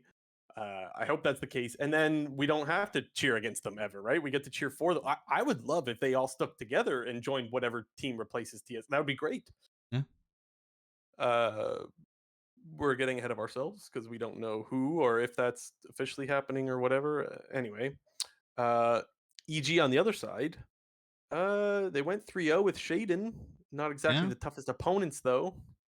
Yeah, they Who did they definitely play? had a bit of an easier schedule. They played Immortals, TSM, and uh, Didn't they beat a good team? Did they beat one good team or a decent team maybe? they beat Team Liquid. Okay. They beat Team Liquid. That Yeah. was when JoJo was playing Silas. Was playing well. Right. So like not bad, you know? I I didn't mean, think Armeo was definitely struggling. I, I didn't think he was struggling for long enough that he would get replaced. Like I was really surprised by this. Were you or no? I mean, it was a bit surprising to see them. I mean, yeah, I guess the answer is yes. It is surprising, just because they were only 3 games left in the regular season. They were on a Mhm. bit of a losing streak, so it's not necessarily surprising to see them make a change. However, to not even go back to Armeo, just even for a game when they sort of had their. I know they were playing for like pretty important playoff seeding, so. But it does feel very surprising to run Armeo for 15 games and then just at the last 3 sub them out. It kind of feels a bit up in the air in terms of who they want to sub in for the playoffs, whether they stick with Shiden or they go back to Armeo. Maybe it'll be like matchup dependent or something, but It sounds like things weren't going well for EG. I listened to the Kelsey Moser interview that Travis did. Shout out to whoever gifted me that YouTube subscription to him. I love getting those interviews early. It's kind of beast. I highly recommend listening to it when it does drop sometime this week, or if it drops sometime this week. Because she made it sound to me, it sounded like things weren't exactly going great. I mm. don't remember exactly everything she said, but like it was like, oh, I would not have pictured EG as like, oh, things aren't going well just because they were on like a 4 game loss streak. Like Even though that's not Spica the end called of them the world. frauds like a couple weeks ago, Yeah, honestly, you there didn't were believe it teams then, calling but them frauds. There were teams calling them fraud, but like still, they still finished the split 12-6. Like how bad could it really be? Evidently bad enough to make a move. yeah. Well, and I feel like one guy I feel like we should talk about because I feel like this is one of those okay, with Revenge, he had a good week this week. I actually thought he had a really good week, in Yes. fact. Yeah. But it feels like the way that people were talking about him this week was the way that people were talking about him for the entire year. And I feel like it's really important to point out the difference in his play this week relative to all the previous weeks. Because this I week agree. was like he was doing a lot of heavy lifting in various games this week. His Jax game was great. His Gwen game was Going great. toe to toe with Summit. I know this is when we want to talk good about Revenge. Like this is what we need to see. Like when it Yeah. comes to being like, oh, Revenge has proved himself. He's proving himself. He's going to be one of the better tops in the league. We need to see more of this. Dude, Ayla had some really nice flanks too on the rel. Like this was one of the week. Mind you, he did have a couple of ints this week. I don't want to completely ignore those, but this was one week where I was like, "Holy shit, Ayla with the flanks!" Like he's just like perma rel flank guy. Like that's his role. But he pulled off some pretty fucking good ones this week. So, anyways, to me, it's not all doom and gloom. But it sounds like EG things needed to change because things weren't going well in scrims or whatever. That's what it sounds like anyway. Well, When like these two not teams are not playing to together. not to Go call ahead. back to one of my previous points on the podcast, but I wasn't as impressed with Armeo as you were. So Yeah, I still don't change my opinion. I thought Armeo had a great start to the split. I don't. I'm just memeing you a bit. Okay. Um. Okay. When it comes to these two teams playing against each other, uh, it's hard. Like the thing is, yeah, EG says things aren't exactly going well in scrims or whatever they said. Again, I'm maybe putting words in Kelsey's mouth. I don't know, but from what we're seeing in their games, like TSM losing a bunch of games in a row, EG 3-0. Like obviously, it's easy for me to look more positively on EG. So that's kind of where I'm going with this, and I think EG is going to 3-0 them. I'm pretty in between the 3-0 and the 3-1. You know, I think if you were to ask me this question before this week just happened, I probably would have it more towards like the 3-2, 3-1. But now I've kind of downgraded a little bit. I guess maybe I shouldn't be so confident with a jungler I've seen play 3 games Okay. against not good teams. I'm probably on I the guess for that, yeah, I'll I'm give on a the 3-1 3-1, then. yeah. I'm Yeah. probably with the 3-1, but I still think that I expect EG to come out and win this series. I think mid lane matchup is probably what's going to determine this series because I think JoJo and Insanity is going to be a really good matchup because both of these guys have shown, you know, I guess I shouldn't say they've shown, but these are the two leaders of the team basically for these teams, Mhm. and they play through those guys. And when they're ahead, they usually end up winning the game, and kind of feels like whoever can get the advantage in mid lane feels like it's going to win the series.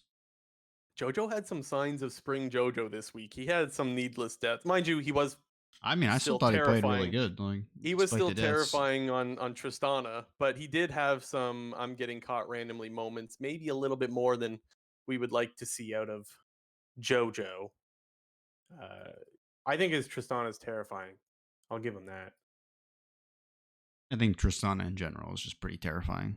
Sure, but someone who plays so aggro and in your face and isn't afraid to do it and never fails his jump, like whenever he buffers jump, it's always like he's really good at Tristana. I think that that's a champion that you should try to take away from him if possible. Not to say that he can't play other things, right?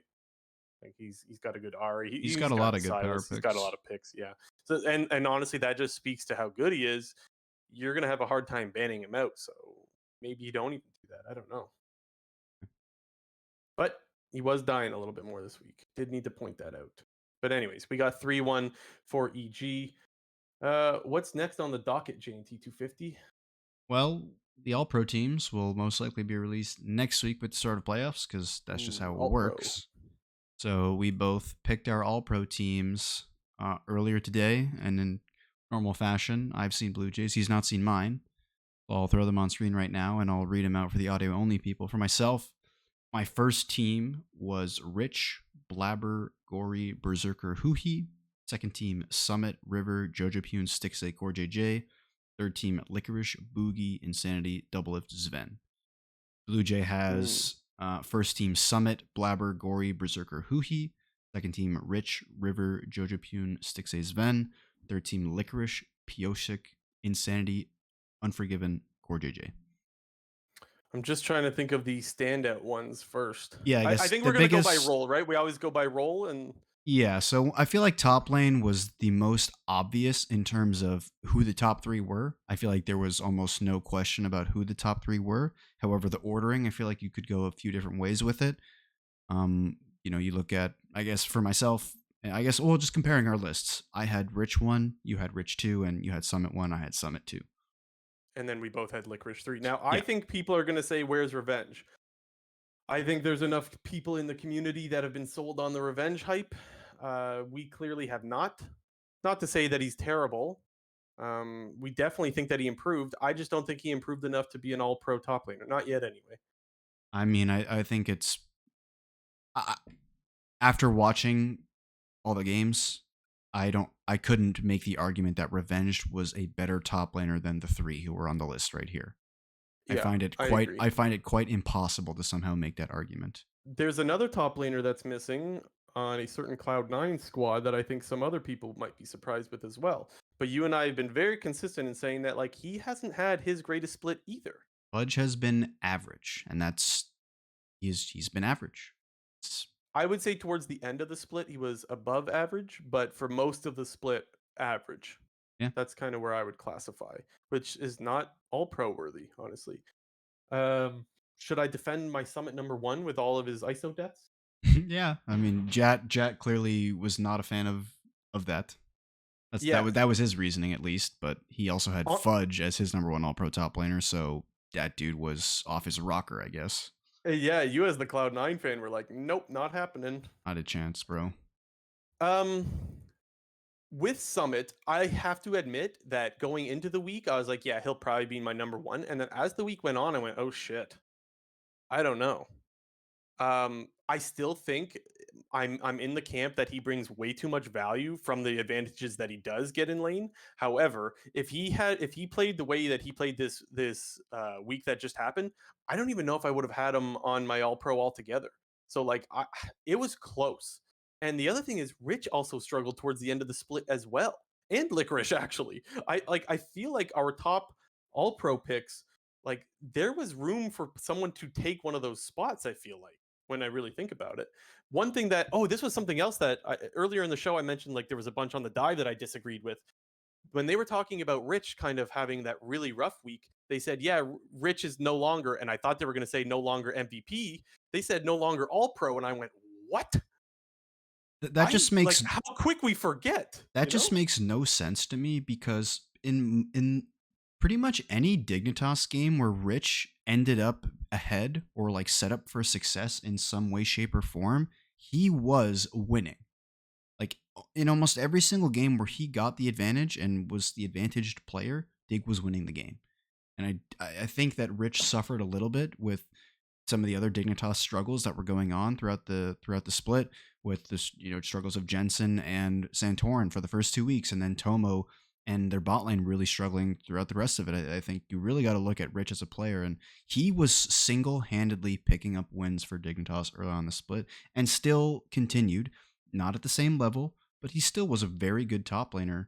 Maybe not very good, but he was a above average top laner for the remainder of the split past the first 3 weeks where he was by far and away the best in my opinion. Yeah, So yeah, I think I would agree. it kind of just felt like because I do agree with you that I think the top three guys sort of did drop a little bit over the last couple weeks, and there were some others that were rising up like a Revenge, like a Fudge, but I don't think anybody did enough to overtake these three.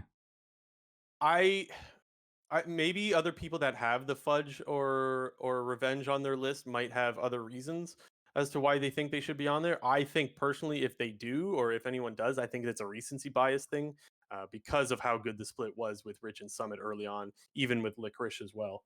Um, and I don't think the highs of those players were high enough to warrant overtaking any of these players. So But that's pretty much where it is for me. And I think even if you point to, if we want to use Impact, or if we want to use the trio of Impact, Revenge, and Fudge, guys who were improving as the split went on, maybe didn't start the greatest, but Hmm. even those guys didn't reach the highs that we saw out of both Rich, Licorice, and That's what I Summit, mean. where they were carrying games on these carry champions. Like Fudge had two good games, this past week. So if they weren't necessarily like hard carry performances, but still very good performances. But they never reached the highs, and sure, they still had the same lows as everyone else, but they were doing, they were collecting wins for their teams individually. Yeah. Anyways, I think top is where we're going to get a lot of disagreement with listeners and or the other analysts in the LCS and whatnot. But I'm willing to hear arguments, but that's what we got for now. So then jungle, we both had Blabber and River 1 and 2, and then Pyosik 3 for me, and you had Boogie number 3. Boogie I had as one of my honorable mentions. I think Pyosik had a really, really good split in the early game, so I couldn't take it away from him. I mean, I'm kind of in that same boat with Boogie, where Boogie, like Pyosik, was one of the better early game junglers this split. Did a lot of work for TSM, and I think also did a lot of work pairing up with Insanity when they were winning a lot of games through their mid jungle duo. I think Boogie has like highest first blood percentage. He has like some of the highest KP in the league, let alone just for junglers. So I just think he's been super solid. He's the unsung hero of TSM this split. I know all the praise and the fame was sort of going to Insanity, but Boogie's the unsung hero of TSM this split. He was quietly playing really well, just I agree. solid league. And I heard one guy, I'm sure I might have missed, but I heard one guy mention Boogie on multiple occasions, and that was Azale. So I don't want to pretend like Boogie was not getting any I don't know, hype or whatever you want to call it. But I think you and I would agree that not enough. I still wouldn't put him on my All Pro, but definitely a guy that was worth mentioning, especially for a team that was supposed to be so bad. One of the really nice surprises was Boogie. Mid lane, we both had Gory and JoJo, and then we had both had Gory, JoJo, and Insanity 1, 2, and 3. Yeah. The one honorable mention that I did have that I really considered putting over Insanity was Palafox. And Yeah, me too. he, I will once again eat my words. I've mentioned this a couple of times this year, but I thought NRG CLG should have replaced this guy last split, and I've been dead wrong about that. He was one of the best mids last split. He was, again, one of the best mids this split. And I think he's another guy that really is benefiting from this really skirmish heavy mid lane meta. Like he seems to have a really good feel of, what his limits are. His side laning is pretty clean for the most part. He's not one of these guys who dies a bunch in the side lanes like a JoJo or an M&S. Just plays really, really consistent. Yeah, I think it's good that you continue to bring that up. I know some people will be like, "Yes, JNT, we've heard it before," but one of I the thought things this I guy like was about this doggo. podcast, Like, I yeah, don't know. one of the things that I like that I think we do a good job of on this podcast is just admitting when we were just flat out fucking wrong. So I don't mind that you bring that up a lot, and that Palafox deserves that shout out that doubt Mhm. became whatever. I think a lot of people are going to be surprised JoJo's not number one because I think a lot of people have JoJo as their MVP. I feel like Uh, I had to hold myself back slightly from putting JoJo number one after this past week. I was like, I had to think about it for quite a lot. I was like, is this last week a bit too much in my head? Like, because I mean, I thought JoJo played really well in the past week. I So didn't have any issue with making my 1, 2, and 3, but mostly because I thought Gory had a really good fucking split. And that's not to say JoJo didn't have a good split, but to me, like I thought it was clear number one Gory. Feel free to tell me I'm wrong and to be upset, but yeah, I thought Gory was much more reliable, even if he did have his moments where he would get caught out as well. I think mid JoJo's were just lane, more common, or far more common actually. mid lane feels like the role where I think the 1, 2, 3 is pretty will be pretty like consistent. I think everybody's going to have these guys as the top three. I think these guys will receive the highest percentage of the votes relative to the other roles, but I think it will be quite all over the place in terms of where you place them, because I do think there are going to be people that want to put JoJo number one, and I think equally there could be people that believe Insanity could be up there. Yeah. So 80 carry, you had Berserker, Stixay, and Double Lift. I'm a little surprised at the Double Lift, and I had Berserker, Stixay, Unforgiven.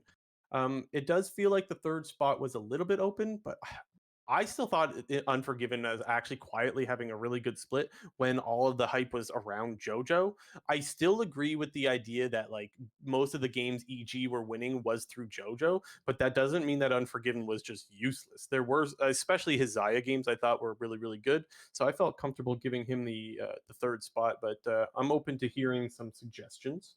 yeah, I mean, I think my main thought process in terms of, because I mean, Unforgiven was the other guy who I was contending for the third place spot, and I think I kind of just ended up more recognizing and praising Doublelift for his performances on a bad team as opposed to Unforgiven's just generally solid performances on a a, a good team that where the focus is not on him.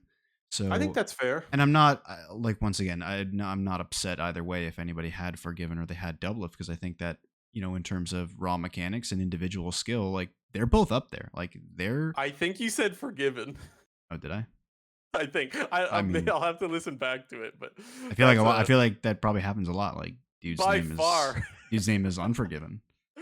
Yeah.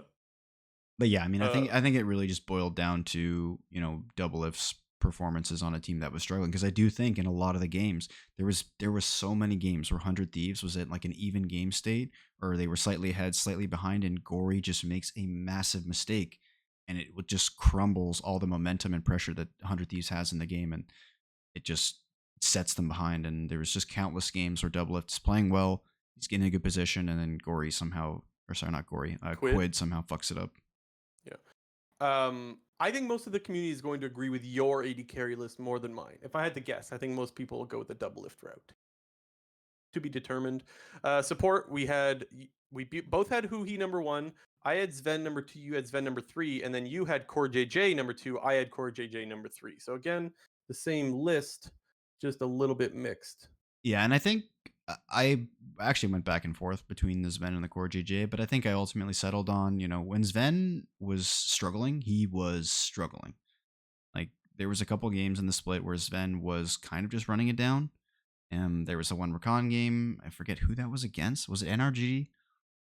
And he I had, don't I know. think the other game that he played against NRG was like a bad Nautilus game. And I don't know, it didn't feel like Sven. I just felt that Sven made more mistakes than Core JJ, but I thought their play was pretty comparable. Yeah, it kind of feels like a 2A, 2B sort of thing here. Yeah. I don't really have a strong opinion of one over the other, I guess. So I think I'm kind of in agreement. One thing I will say, one area where I kind of need to own the L, I think, is mid split. I was gassing up our supports. I thought our supports were playing really well.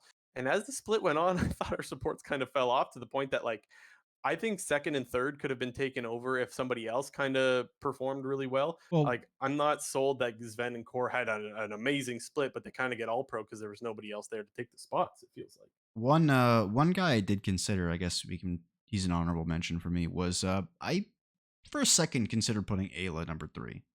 Hmm. But I think I also, because I mean that was when I was sort of looking at Evil Geniuses last week, and I was trying to not let the most recent week cloud my judgment. But You know, but I do think Ayla, he's been improving throughout the entire split. I think he has been, especially with the sort of shift in meta to this rel. Like I mean, there's a lot of rel I'd like to going see on. more Rel. Yeah, I Yeah, would like to well, see or less Rel rather. yeah, but I just think the shift from enchanters to more melee engage heavy supports has been favorable for Ayla, and he's been playing very well. I think he's not too far behind. The likes of him and Chime were not necessarily too far behind. Third place. Yeah, and we can't really hold it against him that he's playing a bunch of Rel, right? He's got 6 Rel games. I actually thought it was more than that. But like that's not his fault. Like he's picking the OP Well, champion.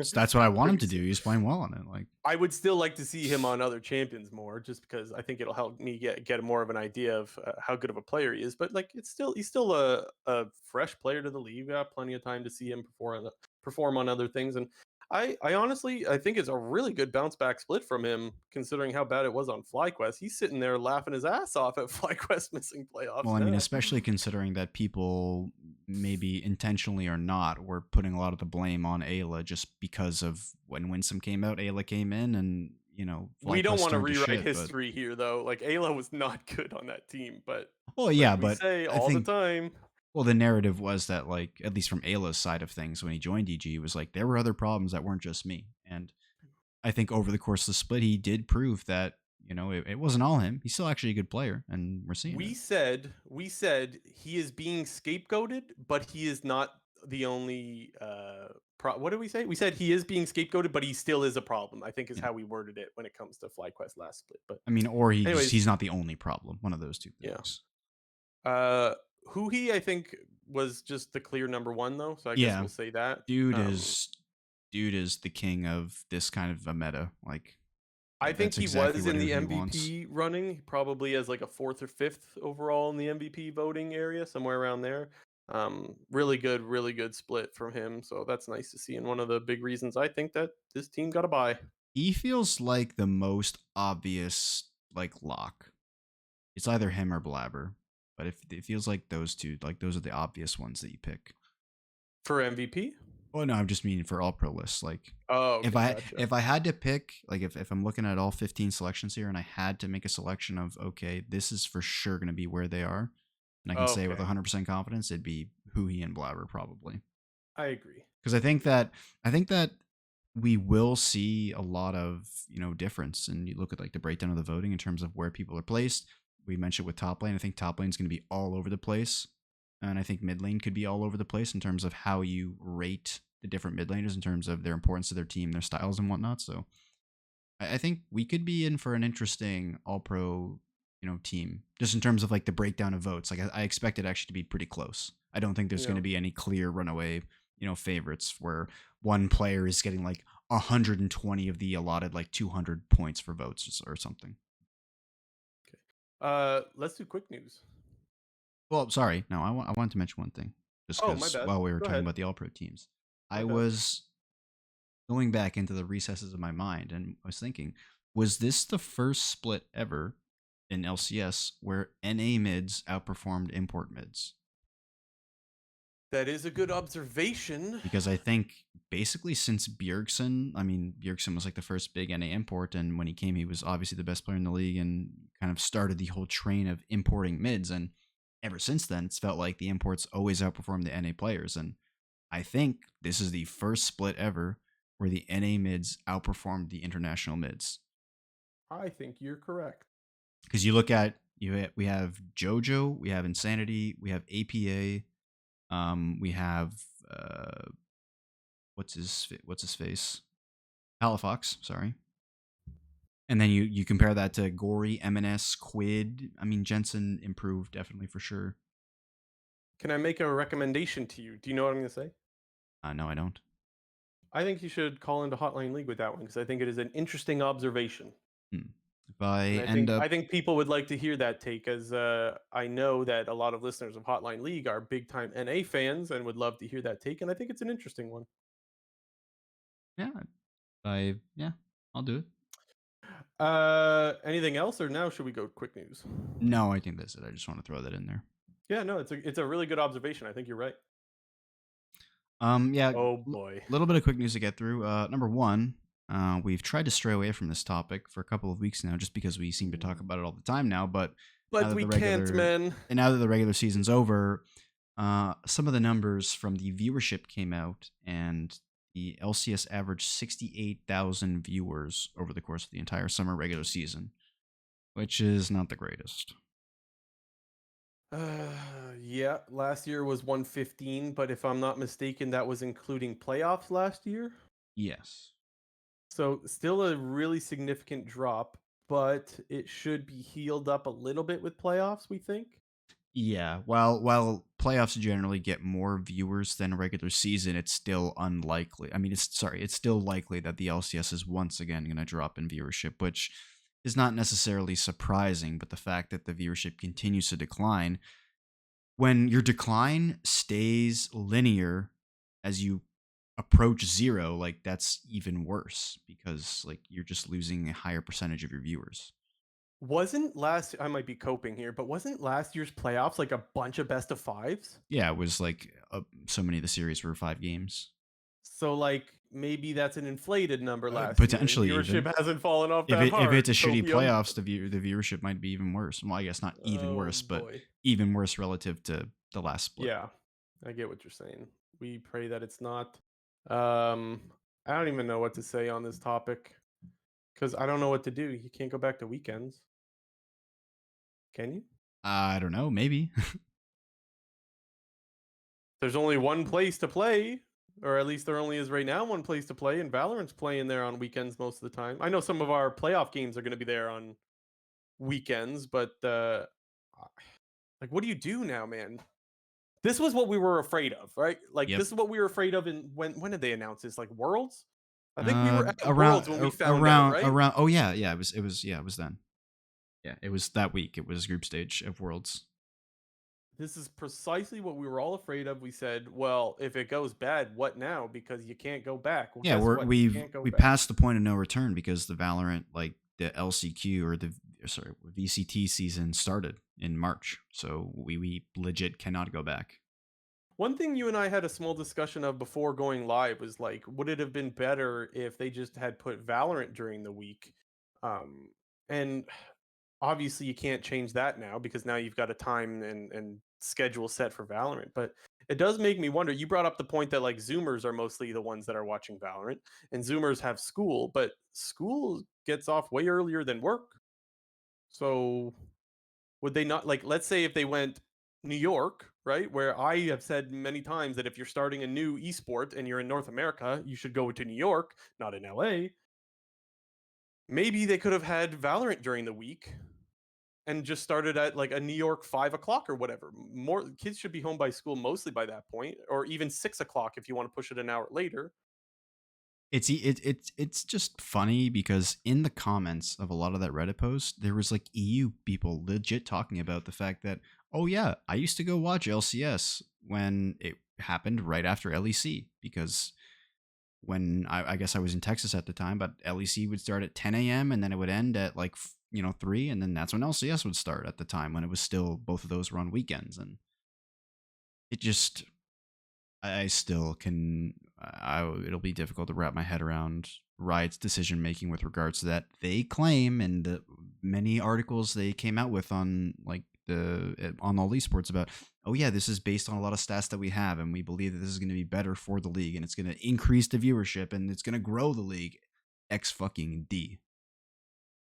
I just feel so stuck. Like, I don't even think my idea about Valorant being during the week and in New York and all that stuff is necessarily even realistic, but I'm so stuck with what else could have been done to avoid this that I'm just like, oh god damn it, man. Anything but this. But I guess I'm living in a fantasy world because that's not what happened. It just hurts as a longtime LCS fan. It hurts. Well, Anyways, speaking because we're longtime LCS fans, yeah, one of the Challenger League casters, Kangas, who I think has made a couple of appearances on LCS, posed an interesting question on Twitter, which they pulled up on the broadcast. Did they pull it up on the broadcast? they did. Okay, I kind of just guessed, to be honest, but Hmm. they pulled it up on the broadcast, and it was a question. Would you take current C9, meaning their form right now, which I guess at the time would have been before the week of LCS started, and put that up against peak Hanser, Xmithy, Pobelter, Double F, Aframu, but you teleport them into patch 13.13 and you give them a month to practice, who would win? Now, admittedly, I didn't listen to the whole segment, so maybe I'm sorry if I'm repeating, but I just think questions like this are super interesting. I think they're fun. Uh, I do think that the current C9 would lose, honestly. I do. And I think one of the reasons, which I'm clearly in the minority, because 30% of the people said that the Hanser, Smithy, Pobelt, or Double Lift Aframu team would win, and 70% said no, they would not win. I think people underestimate what the word peak means, right? Because I think everyone started pointing to, well, they're not used to the way the game's played nowadays, and like Cloud9's super good, but like peak, all of those players nearly, minus Pobelter, I would say, were all number one in their role at one point, right? And when I compare that to the All Pro voting that we just did, we did not have Cloud9 players all number one. In fact, two of them completely missed altogether. So, like, one of the components is I think people are underestimating what peak of that player is. And the other thing is I think people are overestimating just how good Cloud9 is right now. Even though we say, yes, we think they'll kind of turn it on in playoffs, right now, I don't think that they're that good, even if they are still our best team in the league. Feel free to counterpoint me, JNT50.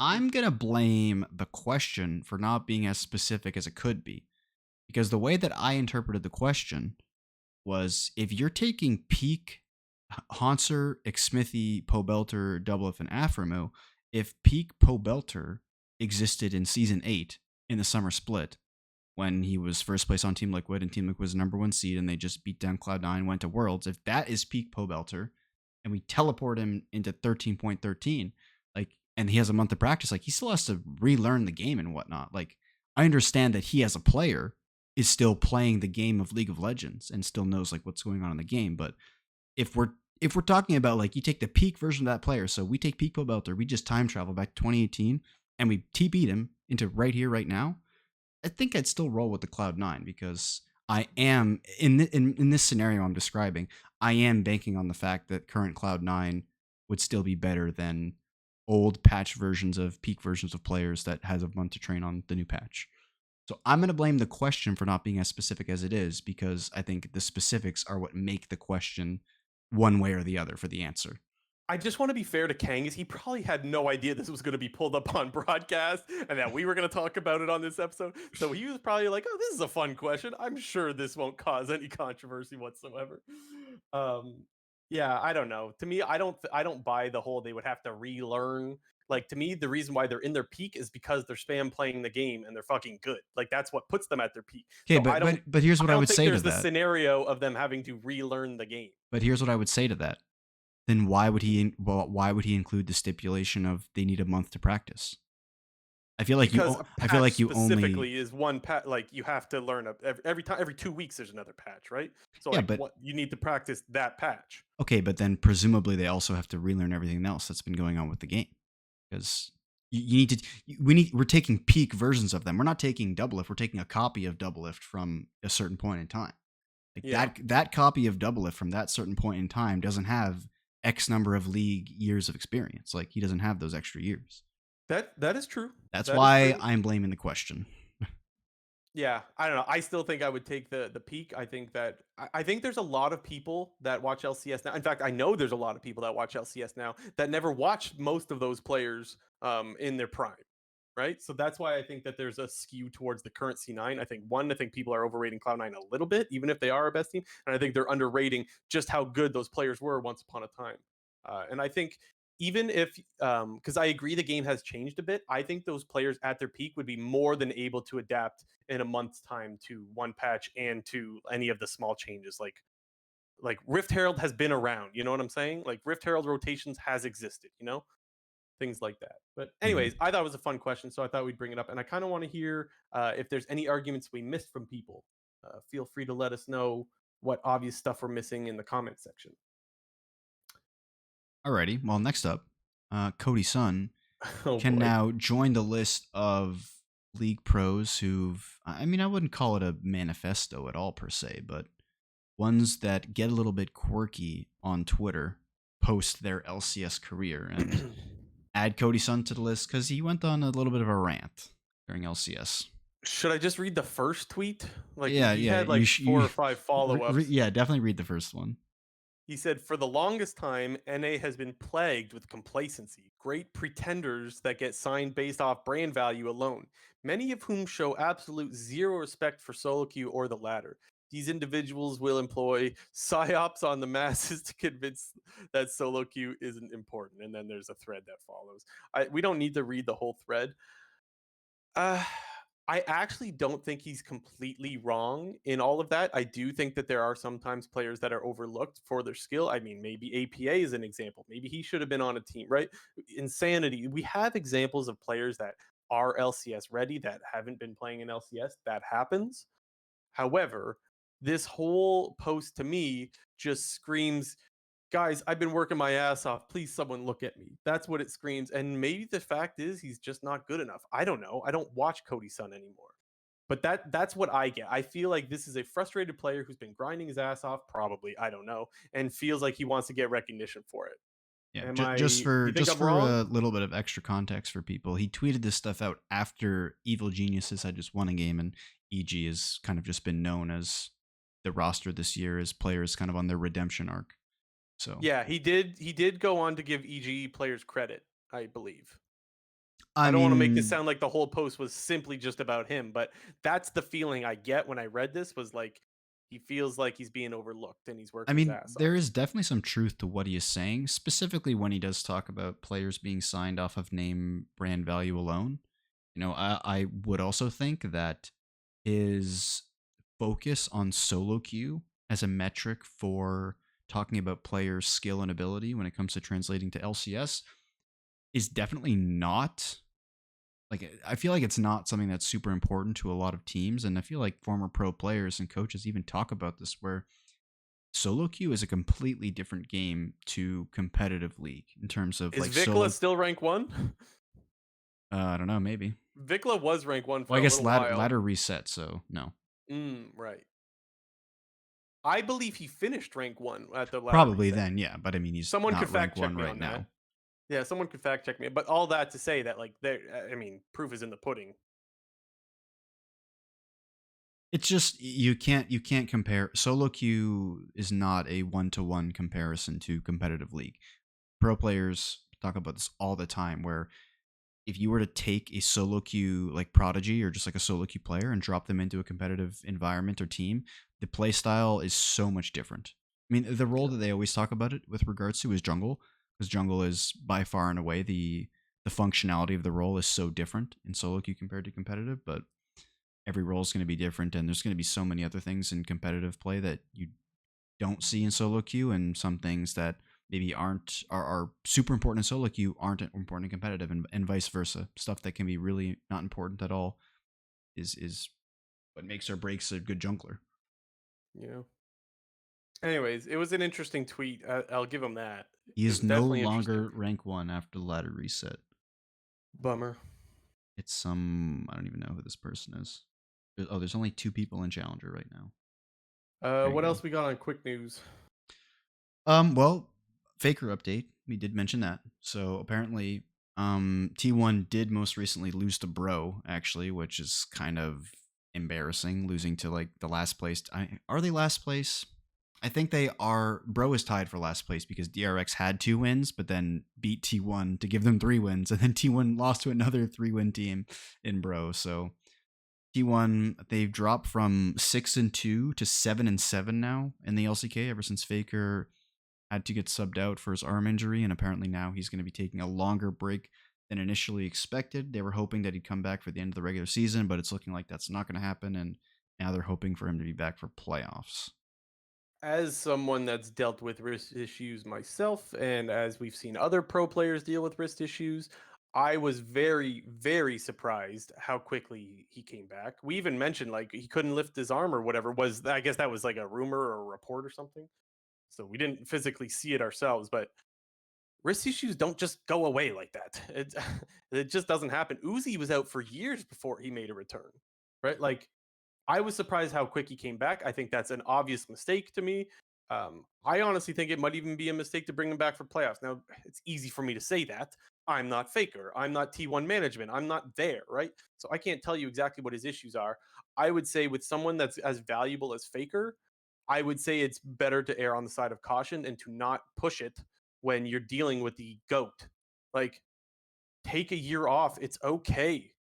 Like, does it suck if T1 struggles because they don't have Faker? Of course it does.